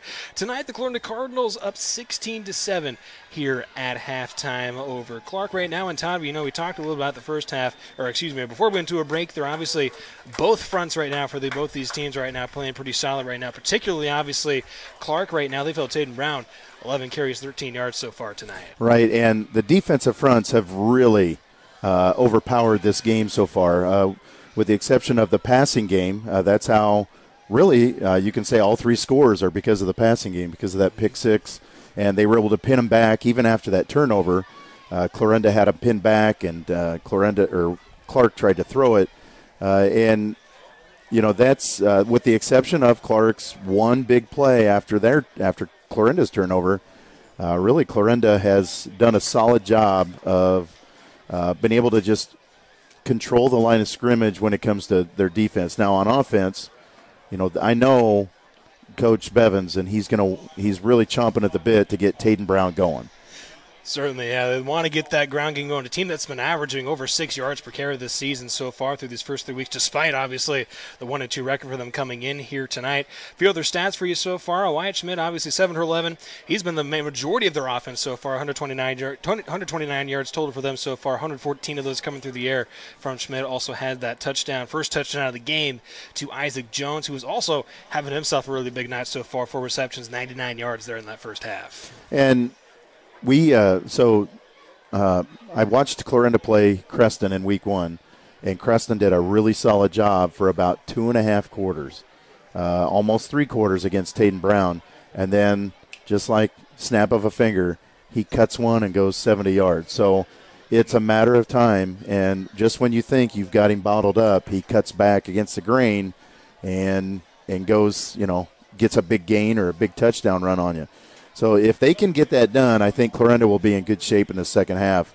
And as long as they can keep stopping the run, which I don't think Clark is going to go to the running game.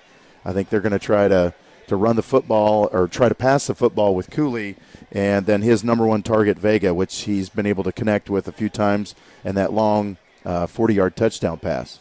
So, yeah, Vega up 3 receptions, 88 yards, including that touchdown. Cooley, meanwhile, 4 for 12, but obviously made the most of those completions so far, has 100 yards on the night with that touchdown. And also Nate Saucedo, the leading rusher so far for Clark with 9 carries and 28 yards.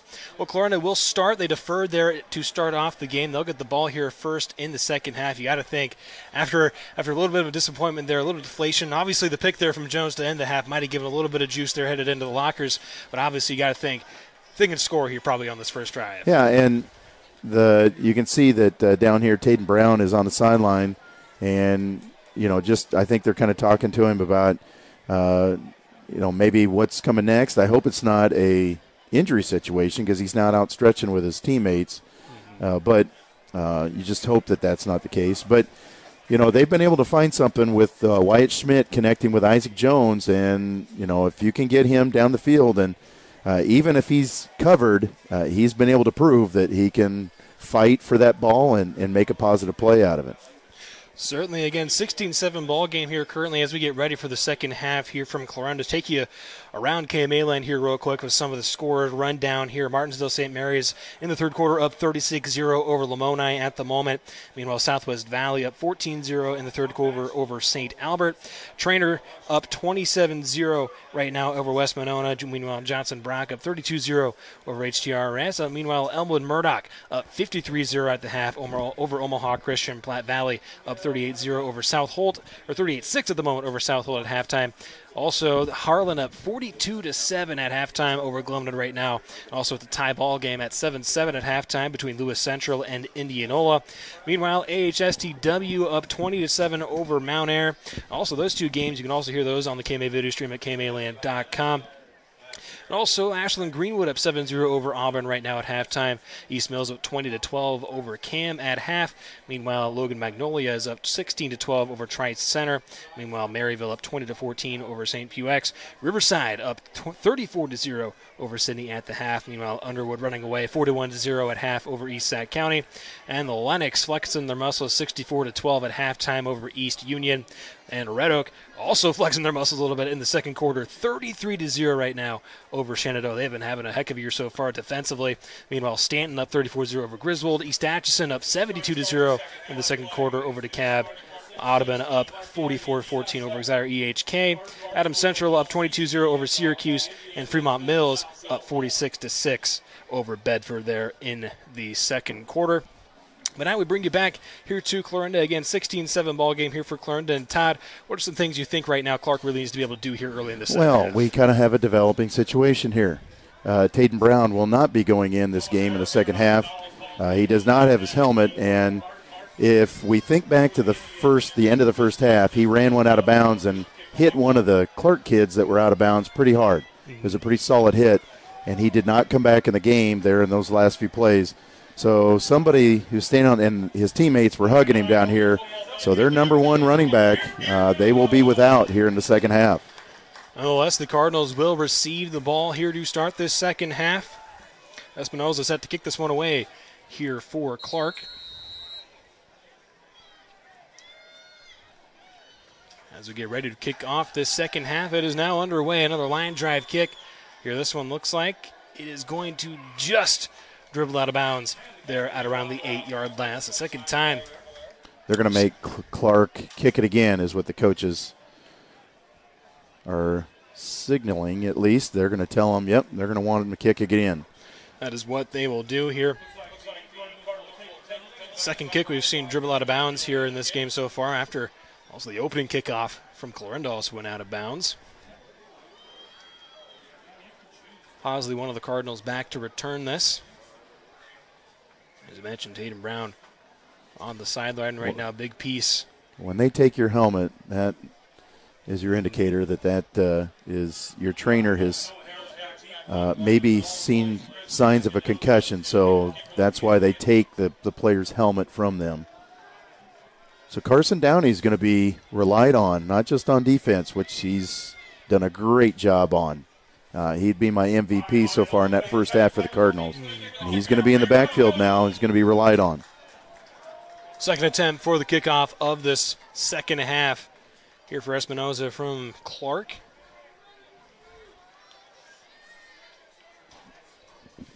He gets set to kick this one away. Clarinda trying to look for a chance to expand their lead beyond 9. And this kick is away. It's going to be fielded here around the 4. They're actually going to pitch it here. Now Piles is going to bring it up here on the near side, just past the 30, right at it, before he's wrapped up and shoved out of bounds by a few Indians there on the tackle. And that is where Clarinda will set up shop here. All right, let's see how the new look backfield is going to look here for the Cardinals. And I I didn't want to assume that Carson Downey was going to go to their tailback spot, but let's see who's sitting back behind and with Wyatt Schmidt, quarterback of the Cardinals here. It'll be 1st and 10 here from about the 31-yard line. A shotgun look. Here it is Posley in the backfield with Schmidt. Single receiver out to the left and right. And now Schmidt trying to keep it himself here. A little bit of a quarterback keeper on this near side. Not going to get much, though. It's going to be maybe a yard there before he's met by a few different Indians there. Nate Saucedo, the linebacker, in on the stop. So that's a design play for the quarterback. They're trying to get a kick out on the defensive end, and then those two running backs are going to lead up through the hole. But, those linebackers and that defensive end are crashing hard. And, Clark has done a really solid job of defending the line of scrimmage so far. Shotgun look once more here for Schmidt. 3 receivers wide to the right.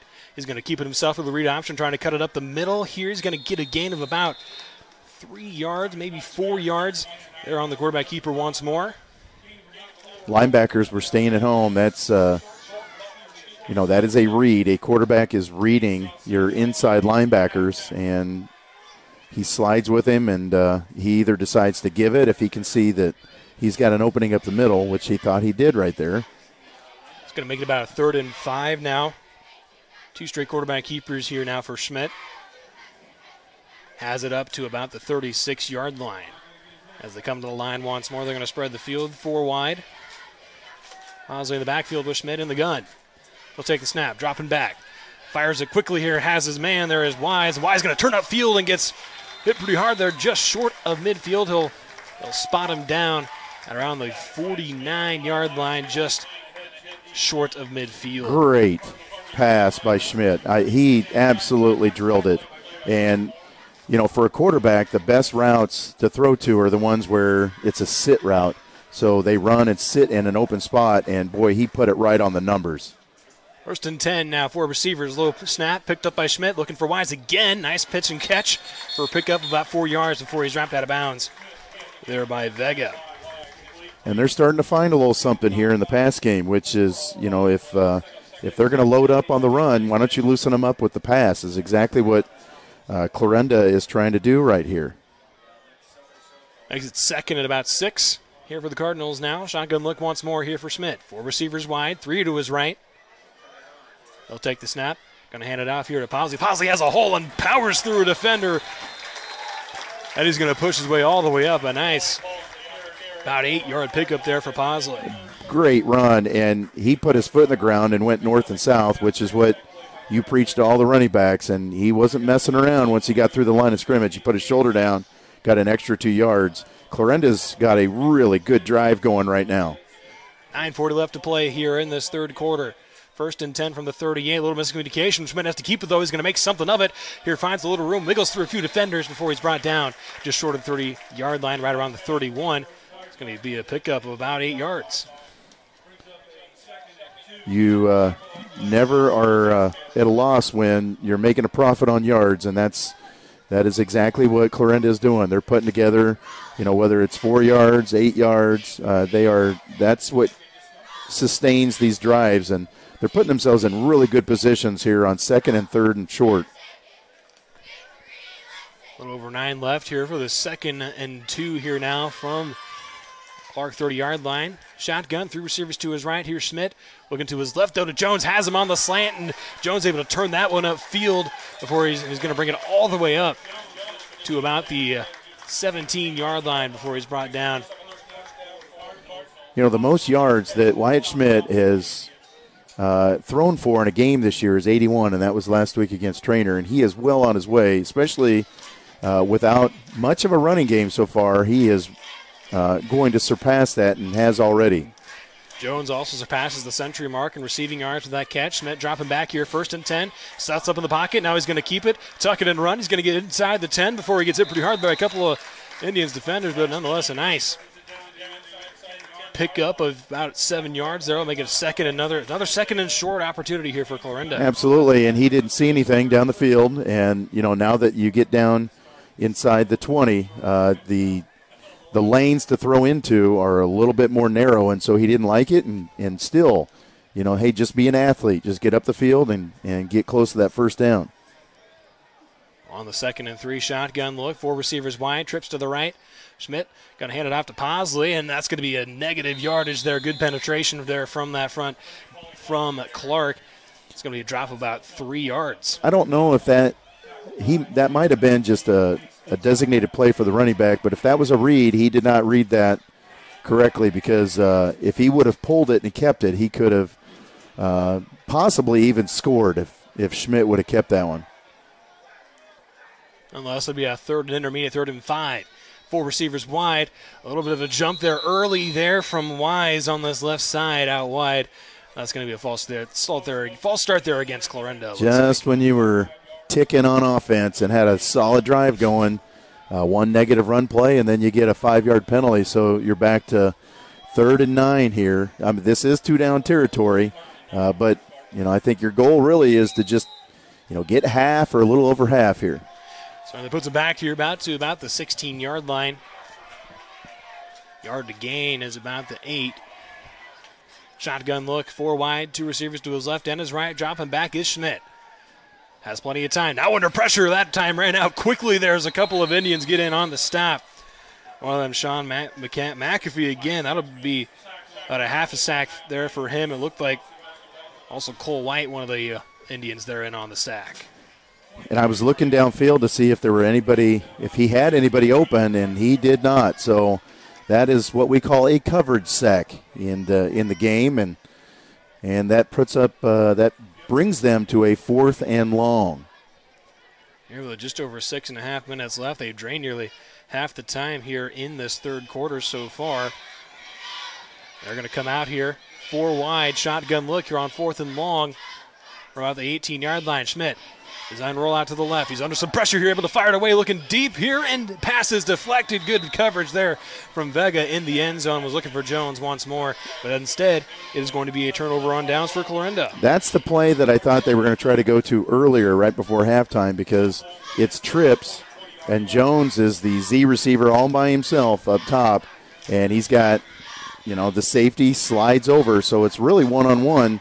And they rolled left and tried to throw it back to him, but, you know, he did have coverage in front of him. So good play by the Clark Indians, and now they've kind of deflected that long drive. Certainly here as we've got a little over 6 minutes left. Now Clark gets their first crack at it here in the second half. Cooley comes out in the gun as Vega out wide to his right. So he's going to hand it off here to Saucedo, who's going to shimmy his way up here for a nice little 4 or 5 yard pickup there to start this first Clark drive in the second half. That's just one play right out of halftime for Clark, but to me, I think they need to get a run game going. That will help with that pass rush, slow it down a little bit going in, you know, as they get going here in the second half. Still just a 16-7 ball game here. Clark trying to close that gap. Shotgun, Vegan out of the left. A little bit of an option here. They're going to pitch it to Saucedo. Ball's on the turf there, but he's going to fall right back onto it. There is Saucedo. It's going to bring it back to just behind the original line of scrimmage. It's going to set up maybe about a 3rd and 11 now here for Clark.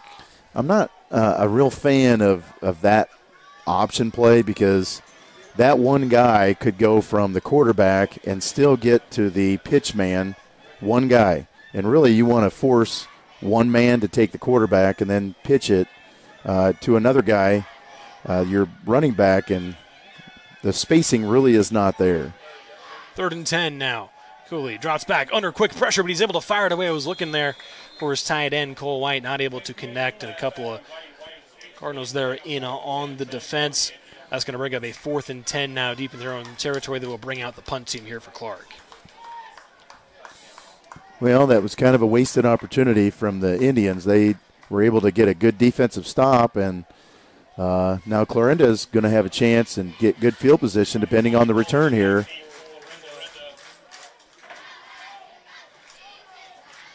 Looks like Posley back to return here for the Cardinals. High snap here for the punter, able to get it away just in time, nearly blocked there by the Cardinals. This one's going to bounce right around the 50, going to roll out of bounds, ultimately at around the 43-yard line, and that is where the Cardinals will have another second chance at it here with just under 5 minutes left to play here in this third quarter. And obviously, Ty, after a bit of a first half that saw some struggles offensively for both teams, Clarinda, that last drive, before it looked like that false start penalty, obviously they were really starting to click there offensively. They were, and that, that one negative play and then that 5-yard penalty really derailed that last drive. So if you can stay penalty-free and kind of keep every play, but keep those downs between the sticks, Clarinda found a lot of success on their last drive by throwing it. Schmidt in the gun here. He's going to hand it off to Posley this time, but they're in the backfield immediately, but slipping out of it there is Posley. Looked like one Indian was there. J.J. Fry was there in the backfield immediately, but Posley able to. There's going to be a 15-yard penalty on Clark for face mask. He ripped the helmet off of a Clarinda lineman there. Billy Wilms is the one who got his helmet ripped off, it looked like. And because it got ripped off, and it didn't fall off, now if you get hit, you get to stay in the game, so he'll be able to stay in the game. So that's going to move Clarinda all the way into opponent territory now. It's a big penalty. Just inside. That was, a 2-yard gain right there now. Yeah, certainly big break there for Clarinda. It moves them all the way inside the Clark 40-yard line here to the 37. Good field position out here with just under 5 minutes left to play here in this third quarter. Shotgun look, trips out to his left. Here's Schmidt. Takes the snap, fakes the handoff, keeps it himself.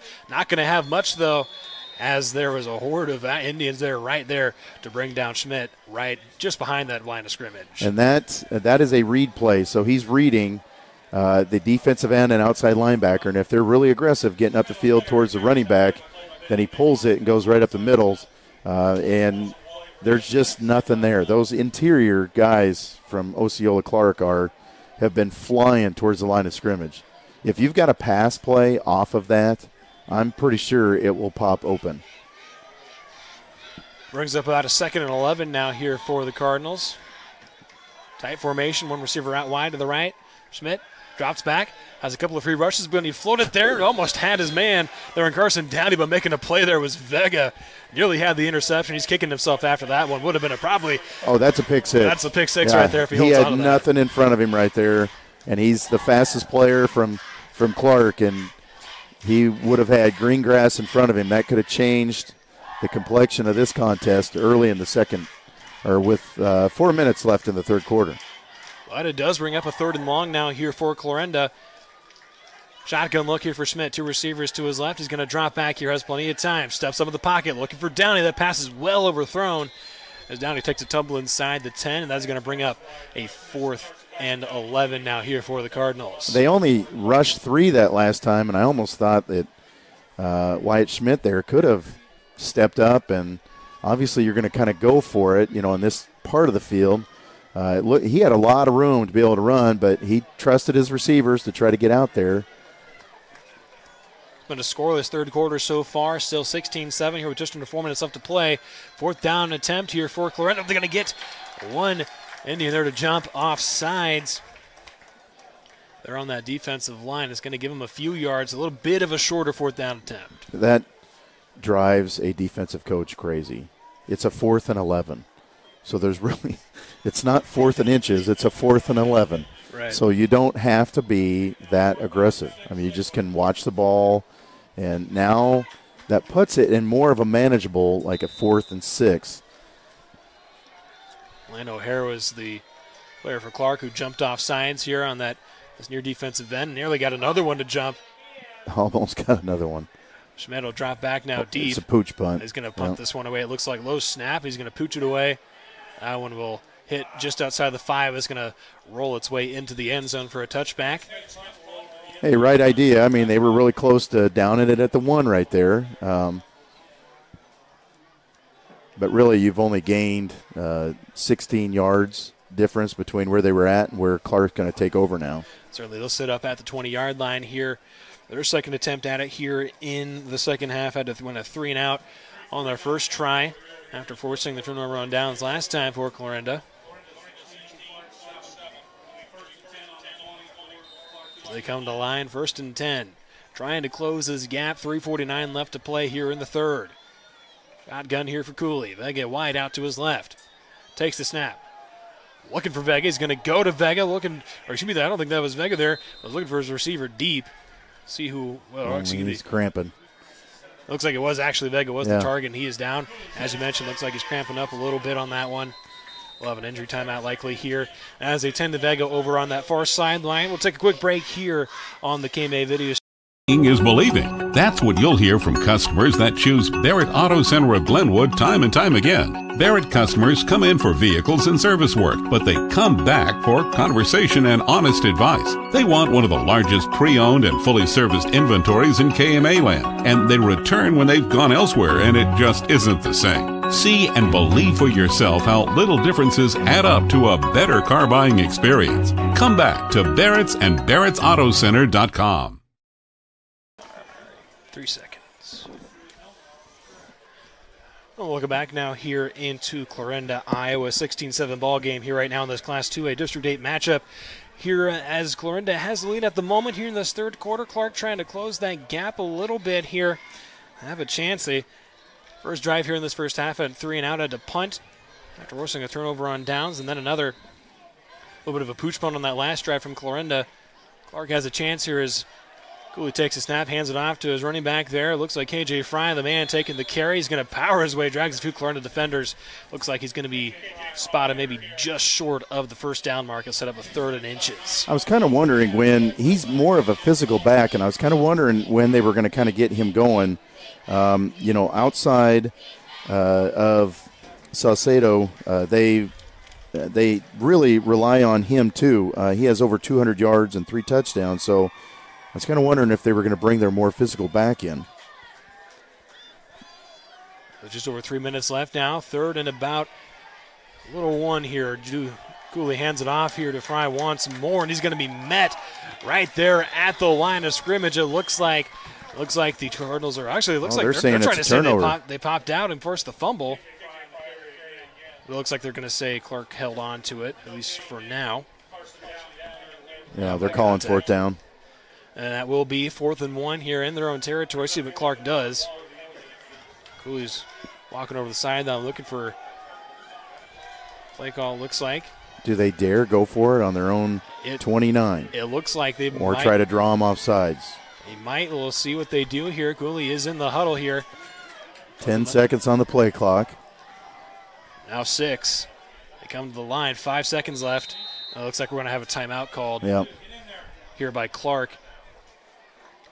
Coach Quinlan wants to try maybe get something drawn up here potentially, or we'll see if they maybe punt it away here coming up. We'll take a quick break as the players do as well on the field, but could stick around here on the Bedford Drug offers more than just your prescriptions. They are now providing immunizations, including flu, pneumonia, and shingles vaccinations. Plus, they offer prescription synchronization for your convenience. Stop in and visit with pharmacist Mike Schweitzer for more information. See their expanded gift selection, too. Convenience, competitive prices, and people willing to help. Just a few reasons that Bedford Drug is the pharmacy with more for you. Get professional and experienced advice on the spot. Bedford Drug on Main Street in Bedford.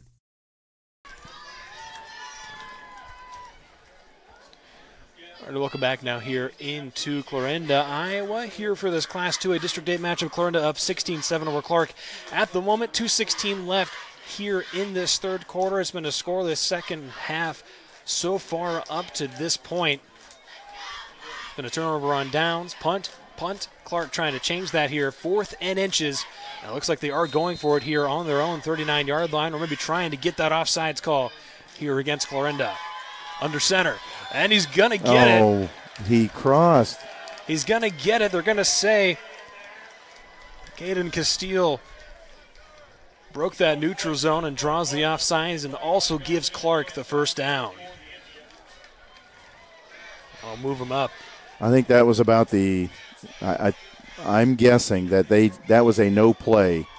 They weren't going to run a play. That was ultimately what they wanted, was to try to get somebody to jump. And they get that'll be 1st and 10 now here from the 34-yard line now here for Clark. Shotgun here for Cooley. Vega out wide to the left. Dropping back, looking for Vega on the nice pass there. Nice patch and catch there to Vega just past midfield. Good pickup They're about 17, 18 yards. You know, they run an interesting formation. Clark runs a really interesting formation because the only split out that they have is Vega is an ex-receiver out there on the line of scrimmage out to the left, and then they have a stand-up tight end on the right and a wing back inside of him, and so basically he is it for any deep threat, and they have went to him quite often. Now he's come out on this play, but they sneak into Clarinda territory now. Cooley dropping back once more, looking for his target there. That one got tipped there by a defender. Was ultimately looking for Brock Watson. And they ran 2 tight ends and just crossed the 2 tight ends. And luckily that Paul got tipped because he had a step, and the linebackers really need to pass those routes off, which is difficult for a high school football team. You know, your linebackers have to pass off a crossing route, and he was open on the outside, so luckily that ball got tipped. They get back into the game now, out wide on the left side, and the gun is Cooley once more.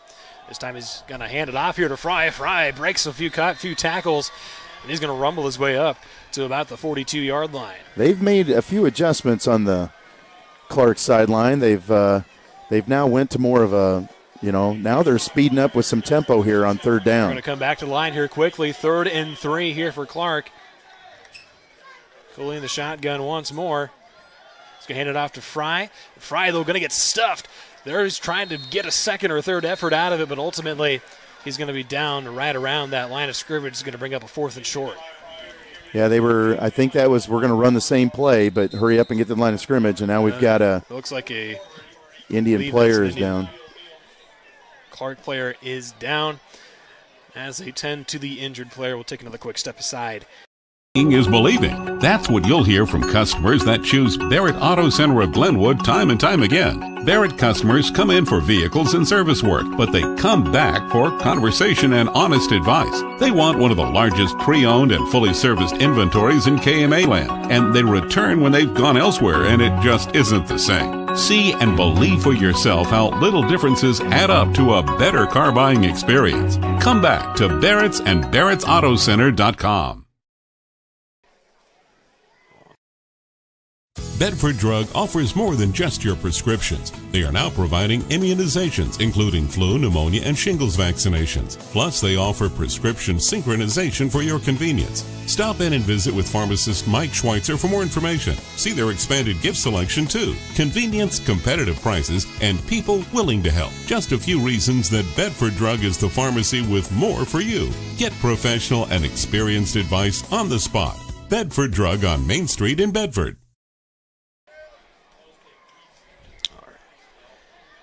Welcome back now here on the KMA video stream into Clarinda, Iowa.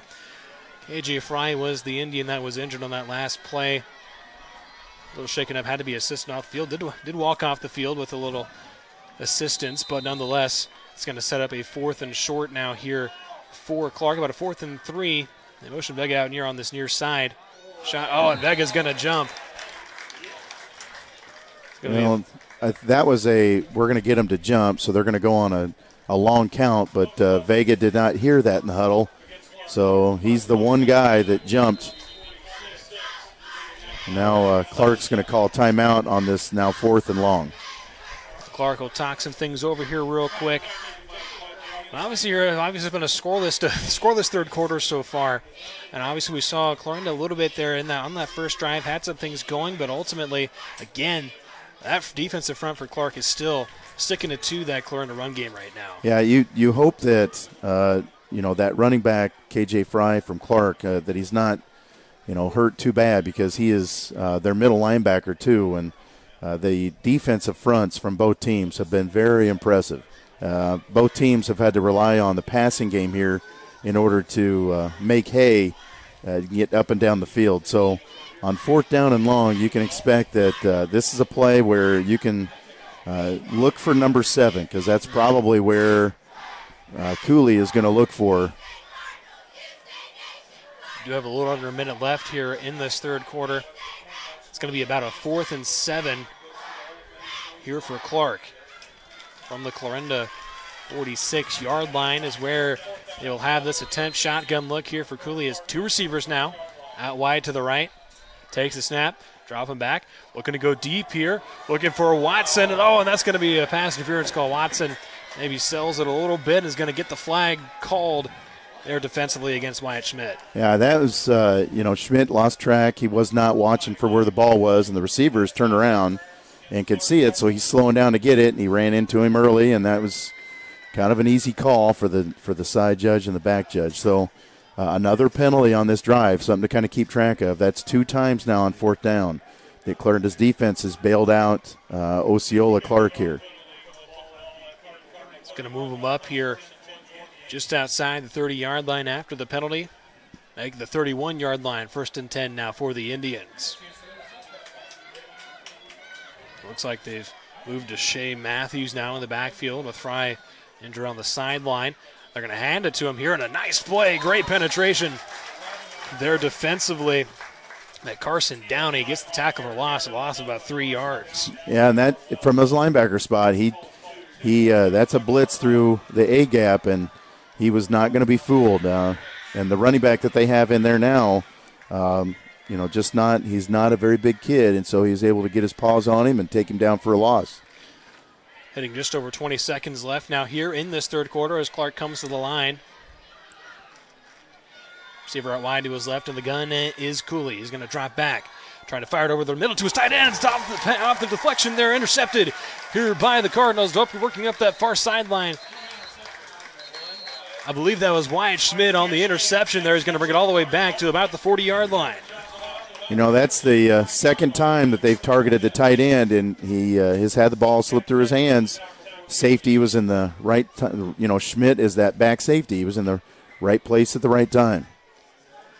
That'll bring Clarinda back now out onto the field here with 4.5 seconds left here in the 3rd quarter. How many interceptions have we had in this one? 6? We had 4 for Clark and 2 for Clarinda so far. Bit of a turnover-happy game to this point. It's an interception game here. Schmidt now will come out. Pistol look, 3 receivers spread out. Or 2 receivers, I should say. A little bust of play here. He's going to make something, a little bit of it. Gets back to at least the line of scrimmage, looking for the handoff there. And nothing was there. He ended up having to keep it himself. Bring it back. Maybe a gain of 1 up to the 40-yard line. That's going to bring us to the end of the 3rd quarter of action here from Clarinda. It's a scoreless 3rd quarter, still 16-7. Clarinda up over Clark here on the KMA video stream. Azria Health Clarinda provides excellence at every level, delivering exceptional service to each individual. From our inviting welcome program to our individualized care plans, we're with you every step of the way. Our team considers every detail in making you feel at home, providing a high level of personal attention. The entire Azria Health Clarinda experience is designed to encourage social activity and maintain regimens that foster health and well-being. Compassionate care, personalized service, state-of-the-art programs. Azria Health, Clarinda. Azria Health Clarinda provides excellence at every level, delivering exceptional service to each individual. From our inviting welcome program to our individualized care plans, we're with you every step of the way. Our team considers every detail in making you feel at home, providing a high level of personal attention. The entire Azria Health Clarinda experience is designed to encourage social activity and maintain regimens that foster health and well-being. Compassionate care, personalized service, state-of-the-art programs. Azria Health, Clarinda. 3 seconds.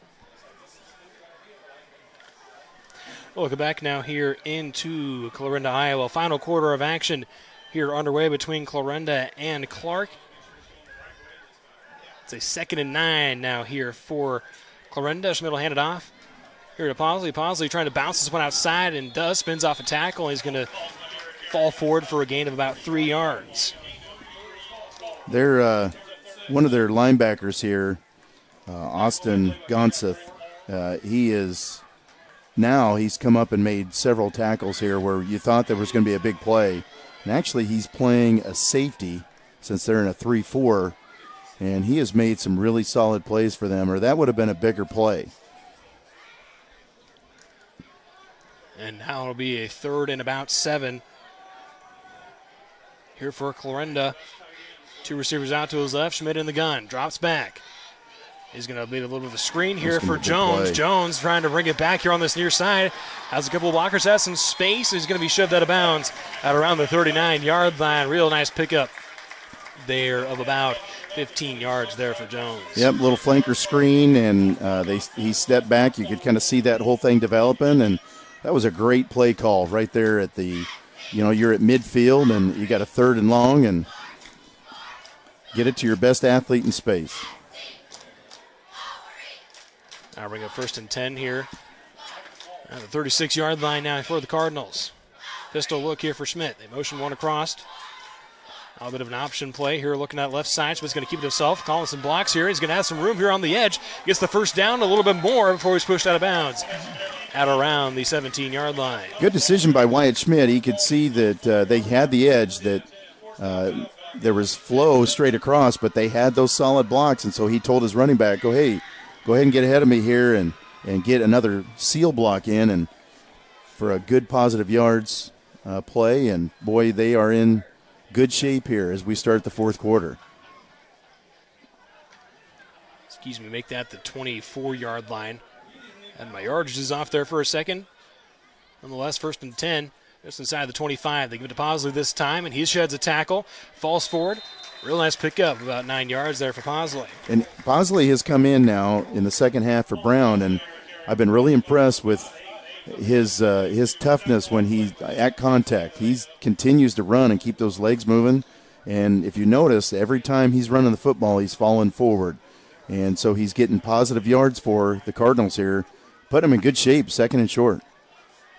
10.5 left here in this ball game now. Schmidt in the gun, 2nd and short, dropping back, looking to that right side, looking for Jones. And he had his man there for a second, but Jones can't quite hold on to it.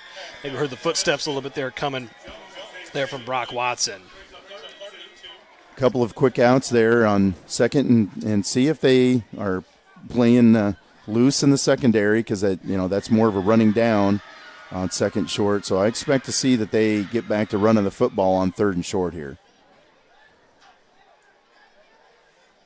As mentioned, 3rd and about 2. Here from about the 16.5-yard line. Cardinals trying to find their first points of the second half. Shotgun, 2 receivers in the backfield with him, 2 receivers out to the right. Schmidt, low snap, keeps it himself, design run here, trying to find some space, bounces outside, has some room, has some blockers, going to get his way up past the 10, dragging the pile with them, who are here to about the 8-yard line. Real nice run there, about a 9-yard pickup there for Schmidt. Might have to come out of the game here. He's a little shaken up, it looks like. They're going to call a timeout and get him looked at so they don't have to take him out. Still 16-7, got 10-13 left to play here in this ball game. Players take a break, we'll take one. Is believing. That's what you'll hear from customers that choose Barrett Auto Center of Glenwood time and time again. Barrett customers come in for vehicles and service work, but they come back for conversation and honest advice. They want one of the largest pre-owned and fully serviced inventories in KMA land, and they return when they've gone elsewhere and it just isn't the same. See and believe for yourself how little differences add up to a better car buying experience. Come back to Barrett's and Barrett'sAutoCenter.com.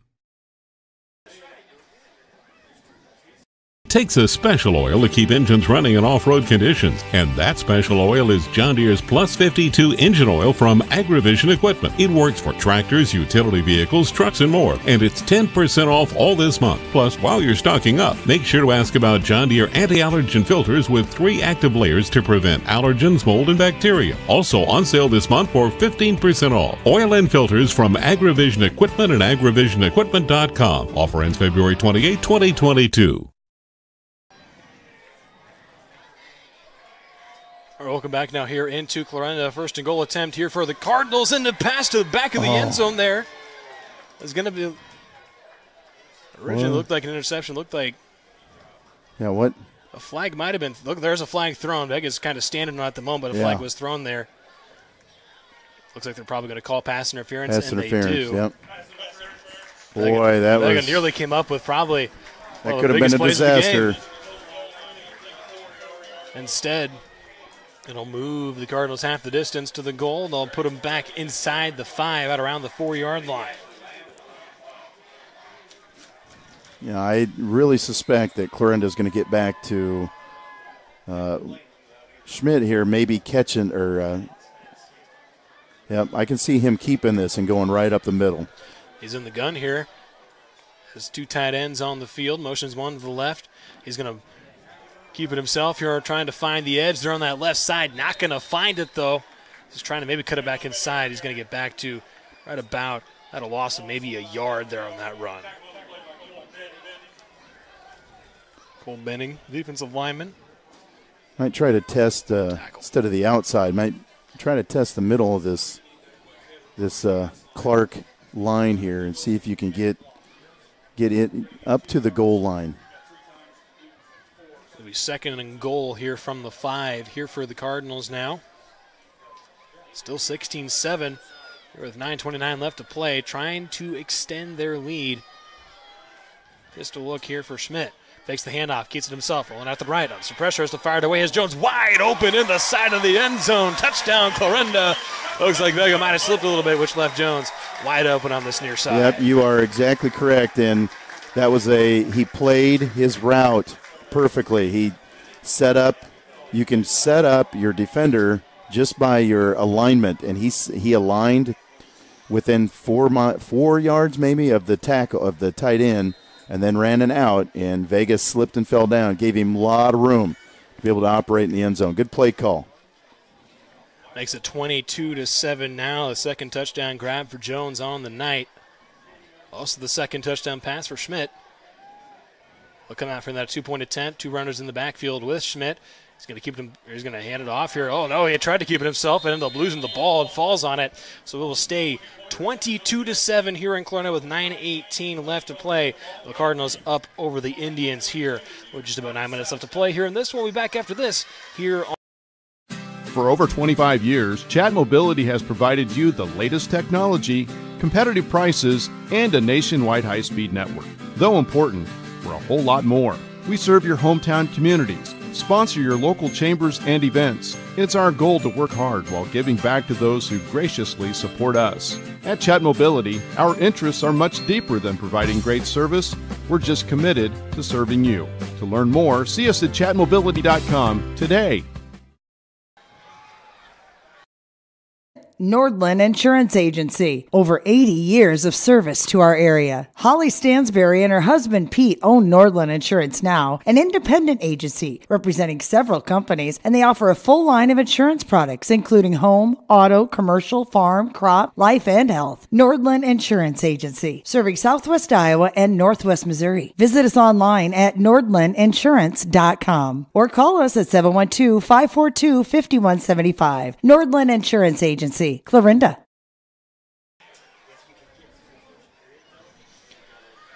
Oh, welcome back now here to Clarinda, Iowa. Ethan Hewitt, Todd Jacobson here with you on the KMA video stream. As Clarinda just a moment ago extended their lead to 22-7 after Wyatt Schmidt finds Isaac Jones wide open there in the end zone. 2 offensive scores, both hookups from Schmidt to Jones so far tonight. Also have the pick 6 from Carson Downey earlier in that first half. As they get ready to kick this one away is Jones. Schmidt has really stepped up without the running game and without his classmate there, Taden Brown, in the backfield with him. He's really stepped up nicely, running the ball, getting positive yards, and definitely in the passing game. Kick is away from Jones. Feeling it around the 13. There, the Indians. There was Shea Matthews, who's going to bring it up here a little short of a little beyond the 30-yard line. They'll spot him down here right around the 31, 32-yard line where they will set up shop here with 9:12 left to play here in this one. And Todd obviously down 22-7 here. You got to be thinking, you try to get something. What are you going to be trying to do here? Maybe try to get something going here offensively. Well, I'd like to say that they're going to try to get number 7 the ball, but I think that I think Clarinda has seen enough of that, and I think they're going to try to shade some safeties at least that way because he's the only receiver split out. McCulley takes the snap here. Under some pressure, has to roll away and tried to find his tight end there again. But a really good coverage there was down. He stepped in front of that one and broke it up. Pass falls incomplete. It'll set up a 2nd and 10 now here from the 31. Yeah, they have tried some quick routes to the tight end, but it's just not there. He's not fighting for position when he gets into the – you're in all that stuff, you know, when the linebackers are right there, and he's not there. They've attempted. They've had 2 interceptions because they've tried to force it to him, that big tight end. 2nd and long here now. Cooley in the gun. They got wide to the right. He's going to drop back, and it looks like we're going to have a false start called here against Clark. Will set him back here to 2nd and a mile now. 2nd and 15 it's going to be. You know, I am kind of surprised that they haven't been able to get, you know, the second leading receiver of theirs, Brock Watson, the ball more often. He plays more inside as a stand-up, almost like a tight end, but you know, he's not really split out much. Now, they did on this last play, but, you know, he's another solid receiver, and they're just not finding him enough right now. It'll be 2nd and 15 now here from the 25. Ocean Watson, I believe, outside on that wide right. Schooley drops back, looking for the tight end again, and Downey with the interception. Snags that one out of the air. That'll be the 5th interception on the night for Cooley. And that's Downey's 2nd. That was a great play. That linebacker read that it was pass and got into his drop, put his hands out and got it. Now that's, you know, I would, if I'm thinking back to this game, that's probably the 3rd time that they've tried to target the tight end in the middle of the field, and it's ended up with a turnover. It's going to set up 1st and 10 here with 9 minutes left now here for Clarinda. On the Clark 37-yard line. Chance to pull away more. Pistol look. 2 running backs in the backfield with him. He's going to hand it off to Downey here, the fullback, trying to push his way forward. Up the middle. He's going to get a couple of yards here, set up a 2nd and 8. Go ahead and reward the big guy for getting that turnover by feeding that. He's kind of their fullback in that offset I formation that they have. And, you know, just kind of getting some positive yards, and you keep it on the ground, a lot of good things will happen here for the Clarinda Cardinals with a lead like they have right now. Clock ticking, hitting just under 8.5 minutes left now here in this ball game. 2nd and 8 on the opponent's 35 here for Clarinda. Pistol look again. Posley in the backfield, 3 receivers out wide to the right. They're going to hand it to Posley, makes a man miss, has plenty of room. It's another tackle, pushes the man down, now loads the boom. What a run there from Posley. A nice 16-yard pickup, gets just outside the 20-yard line. That is a great run. And, you know, let's credit those guys up front, because there was a hole for him to hit there just off tackle. And once he got outside, boy, he is a hard guy to get down. He got through a couple tackles right there and got that 1st down for the Cardinals. Thinking about an actually 13-yard pickup there for Posley. Brings it up to the 22-yard line. As the Cardinals come to the line now here, 7:48 left. Here in this one, 1st and 10. Similar formation, shotgun, through service to the right. Posley back there again. He's going to accept this time on the read. Schmidt's going to keep it himself. Going to break through a little bit of a tackle there. He's going to grind out a couple of yards there on the quarterback keeper. Yeah, that's that read play that they like to run out of their pistol. So he's reading that defensive end, and in fact, that defensive end is unblocked. So they leave him so they can read him, and he went after the Posley, the running back, and so Schmidt kept it up the middle for a couple positive yards. This is about a 2nd and 8 now here for Clarinda at the 20-yard line. 13-yard line to the gain. Pistol look. 2 receivers out wide both sides, but they're going to hand it off to Posley here, trying to find some room up the middle. He's going to get maybe a couple before he's wrapped up by multiple Clark defenders there. It's going to set up about a 3rd and 7 now here for Clarinda with 6:40 left to play here in the ballgame. Curious what Clarinda goes to here on 3rd and 7. I mean, you don't want to get too cute with a potential turnover, but I could see them getting that ball back to Isaac Jones again, with especially down here where you're close enough to the end zone, that getting the ball in space, which they got Trips down here, and he's up top by himself. There he is. He's got Trips to his right.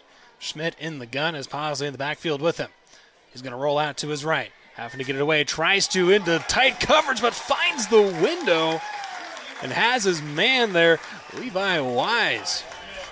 Great catch in traffic. Wise went up and got that one, and big play. That was a 3rd and long, and that was, thought maybe they'd go back up top by rolling right, but he went to the trip side. And nice play there from the Cardinals. They'll set up a 1st and goal now here from the 10 as we get under 6 minutes left to play now here in this ball game. Still up 22-7 is Clarinda. Real opportunity here to try make this at least a 29-7 ball game potentially. They're going to spread the field wide with 4 receivers. Schmidt in the gun as Posley with him. He'll hand it off to him. Posley has some room. Great blocking up front. And he's going to fall his way up to about the 3-yard line as Posley. I like the fact that they used a spread formation, 3 receivers one side, 1 to the other, and ran the ball. So you're getting the safeties and the linebackers kind of out of the box there and then run the ball. So that was a big play on 1st down to get the ball down to the 4. 4 yards left to go here for the Cardinals here with 5:09 left in the ball game. Play clock gets down to 10 as the Cardinals come to the line. Shotgun here, 2 receivers out to his left and his right, tight. Schmidt dropping back, looking for his man, looking to that right side in the corner of the end zone. Has his man, Isaac Jones. Their 3rd hookup of the night. Or excuse me, actually I had my numbers wrong there. Yeah. The senior Adam Johnson getting his first catch of the night, and it's a touchdown. Yep, he ran a quick out, and that was a quick release from Schmidt on that play. So that was a great play call. 3rd touchdown toss for Schmidt on the night. That's the first reception for Adam Johnson. I do believe, if I was looking at the stats, that's actually his first reception of the season so far for Johnson. As the Cardinals get it set for the 2-point attempt now. Schmidt's going to try to keep it himself here. Not going to get there. Good stuff there on the conversion, but nonetheless, it is now a 28-7 ball game here for Clarinda after the hookup from Schmidt to Johnson. We'll take another quick break here. We'll have the remainder of the 4th quarter here from Clarinda coming up after this. Is believing. That's what you'll hear from customers that choose Barrett Auto Center of Glenwood time and time again. Barrett customers come in for vehicles and service work, but they come back for conversation and honest advice. They want one of the largest pre-owned and fully serviced inventories in KMA land, and they return when they've gone elsewhere and it just isn't the same. See and believe for yourself how little differences add up to a better car buying experience. Come back to Barrett's and Barrett'sAutoCenter.com. Bedford Drug offers more than just your prescriptions. They are now providing immunizations, including flu, pneumonia, and shingles vaccinations. Plus, they offer prescription synchronization for your convenience. Stop in and visit with pharmacist Mike Schweitzer for more information. See their expanded gift selection, too. Convenience, competitive prices, and people willing to help. Just a few reasons that Bedford Drug is the pharmacy with more for you. Get professional and experienced advice on the spot. Bedford Drug on Main Street in Bedford. 3 seconds.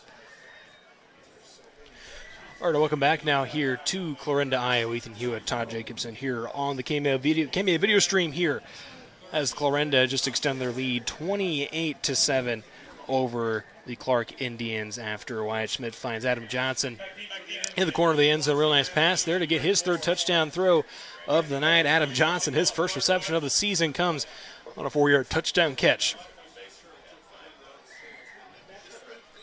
As now with 4:50 left to play.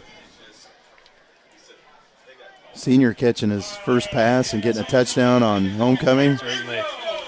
Good for him. Jones now will get ready to boot this one away. Matthews back deep to return for the Indians. This one a bit of a line drive.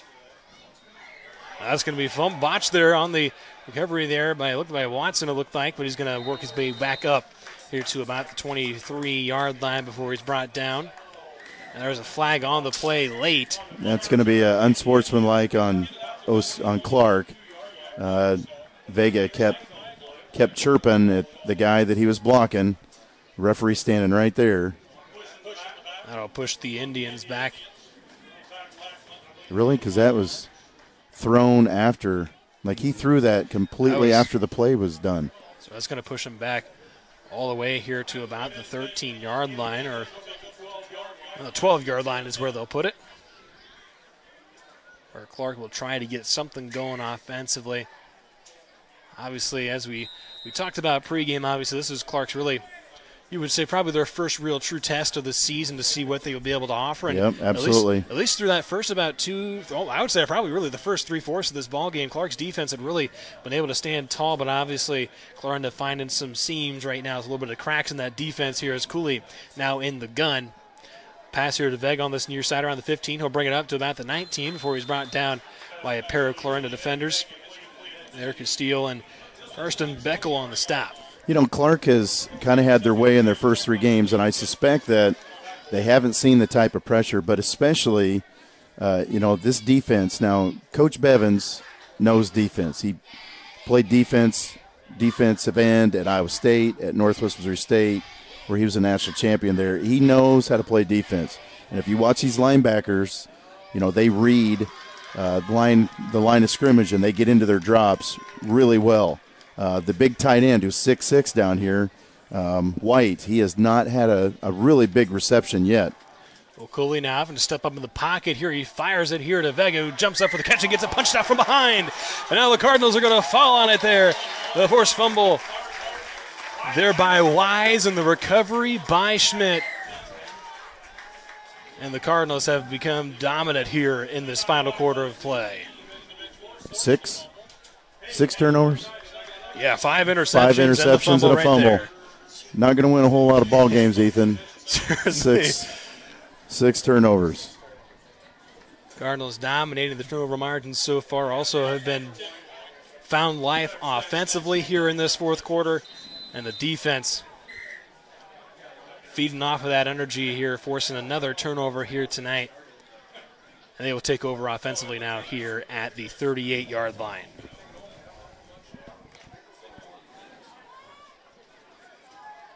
Schmidt will come out in pistol look here. He'll take the snap, hands it off here to Posley. He's going to try to find his way forward for a few yards, and does. Going to pick up maybe a yard. There will set up a 2nd and 9. As we hit just a little over 3.5 left to play. Clarinda certainly now trying to just milk that clock a little bit here late in this ball game. So Posley has come in the second half after Brown got injured there at the end of the first half, and he has really stepped up at that. He runs hard. I like how he plays that position, and but I think Coach Cullen Bevins is going to be really impressed and pleased with his pass game after this game. 2nd and 9, pistol here for Schmidt. Going to give it to the fullback, Downey. Downey trying to push his way forward. Going to gain about a yard. Bring up a 3rd and about 8 now here for the Cardinals as we get under 3 minutes left now here in this ball game.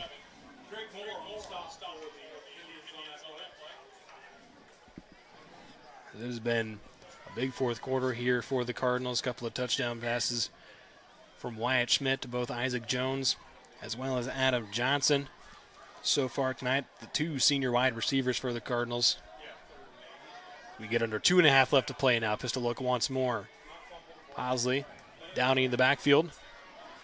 And he'll fake the handoff. Here rolling out now with Schmidt. Throws it here to Downey. Oh, he looked like he had it there for a second, and they're actually going to say he held on to it. Good catch. Held on to it through the contact. And now he gets pushed out of bounds at around the 30-yard line. We'll bring up about a 4th and 3. I'm a little surprised that Clarinda's passing the ball, but, with these rollouts, I'm sure that Schmidt has the option of, if he doesn't feel good about the route, to go ahead and just scramble, get some positive yards. It'll be about a 4th and 3 now after Downey holds on through the big hit around the 30-yard line as we got 2:17 left here to play. Clock is stopped after Downey fell out of bounds. 2 receivers in the backfield with Schmidt here in the shotgun on 4th down. Single receiver out wide to the left and the right. They try to bring one across. But instead, before we have the play, a little bit of confusion. It looked like they're out wide from the receivers, results in Colin Bevins taking a timeout here. We'll take another quick break as the players take one on the field. 2:17 left here in this ball game here from At the ARC Group, we take a disciplined approach to marketing. We understand that education and experience must be at the forefront of your decision-making process, and we also understand that all farms manage risk differently. This is Tim McGann with the ARC Group. I would like to meet with you, learn about your operation, understand your short and long-term goals, and then together we form a plan to maximize profitability on your farm. Call me at 712-370-3497 or visit us at agrisconsulting.net. Seeing is believing. That's what you'll hear from customers that choose Barrett Auto Center of Glenwood time and time again. Barrett customers come in for vehicles and service work, but they come back for conversation and honest advice. They want one of the largest pre-owned and fully serviced inventories in KMA land, and they return when they've gone elsewhere and it just isn't the same. See and believe for yourself how little differences add up to a better car buying experience. Come back to Barrett's and Barrett'sAutoCenter.com. Welcome back now here to Clarinda, Iowa. 4th and short attempt here for the Cardinals as Wyatt Schmidt was trying to keep it himself there. He wasn't going to get much out of it there. Got back to the original line of scrimmage there, it looked like. That's going to bring up a turnover on downs here for the Cardinals with 2:10 left to play here in this ball game. I think, Clark's got a player down there. Looks like a little bit more. He's getting some help on a cramp there from another teammate. And here with 2:10 left to play, we'll tend to the injury here. We'll take another quick break here. We'll be back with the final. At the ARC Group, we take a disciplined approach to marketing. We understand that education and experience must be at the forefront of your decision-making process, and we also understand that all farms manage risk differently.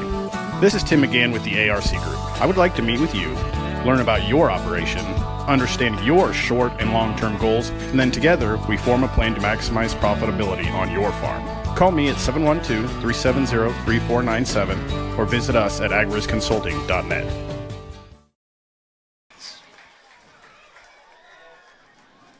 All right, welcome back here to Clarinda, Iowa. The injured Indian has made his way to the sideline, walked off under his own power.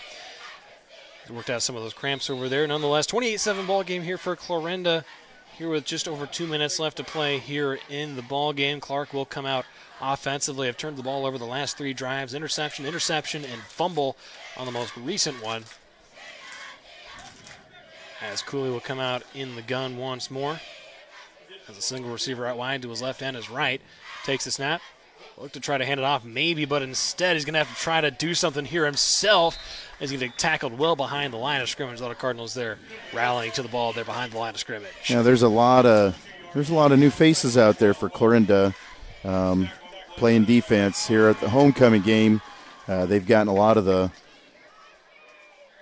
other guys are getting a chance to play here at the end of this contest.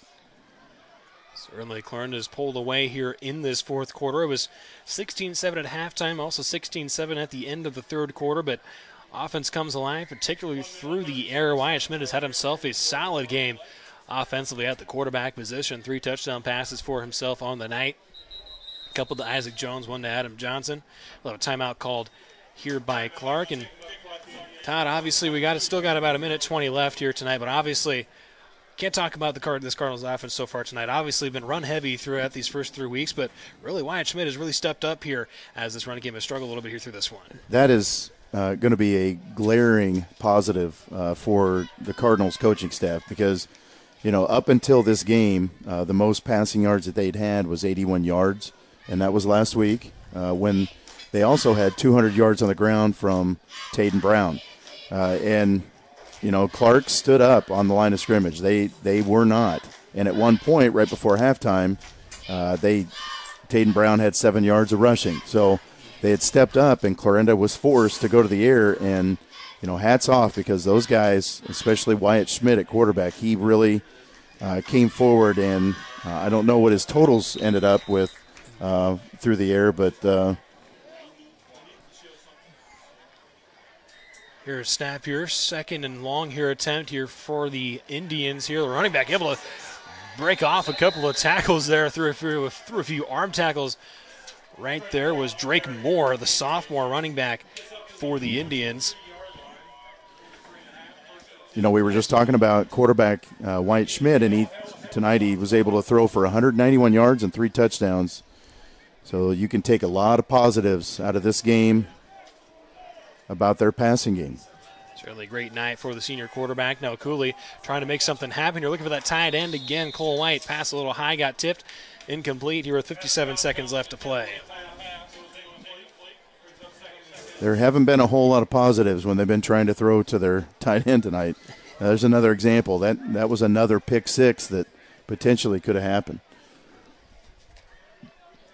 We'll bring up a 2nd and 10 now here for the Indians. Cooley in the gun once more. Has one receiver out wide to his left. Instead, he'll hand it off again to Moore. Moore will again drag a few Cardinal defenders for a nice gain of about 7. And we hit 45 seconds left here so far tonight. Obviously, we talked about the offense. 6 turnovers forced tonight for this Clarinda defense. This evening, 5 interceptions, the fumble. Moore gets the handoff again, slips through a tackle in the backfield, and is going to great second effort there. Going to push his way, looks like, right at that first down marker, and they will give it to him.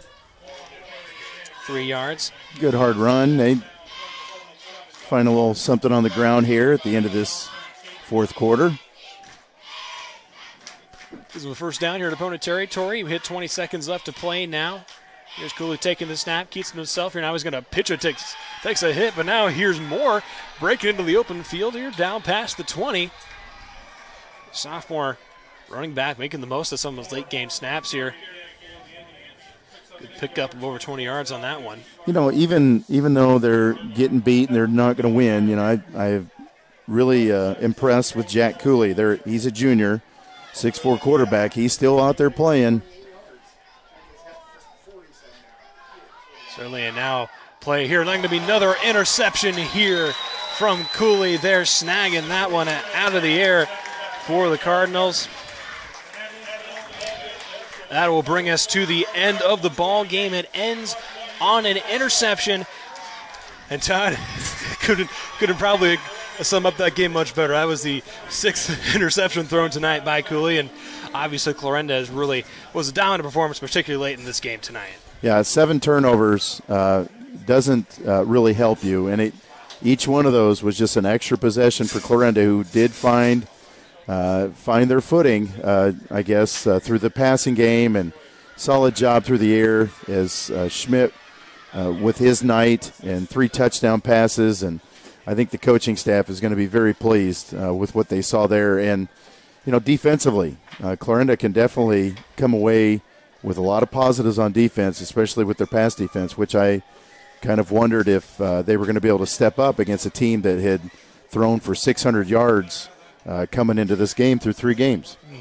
Certainly, and on that defensive side, Carson Downey had the pick 6 there that allowed Clarinda to pull away there early. He had a 2nd interception later on in the game as well. Isaac Jones, 2 touchdown receptions. On the defensive side, 2 interceptions. Wyatt Schmidt also had an interception there, and then, of course, the one there to end that ball game. It's obviously a big game, and then Posley comes in there late in that one. Also, we did see Tatum Brown, of course, go down there around halftime, didn't come back out on the field.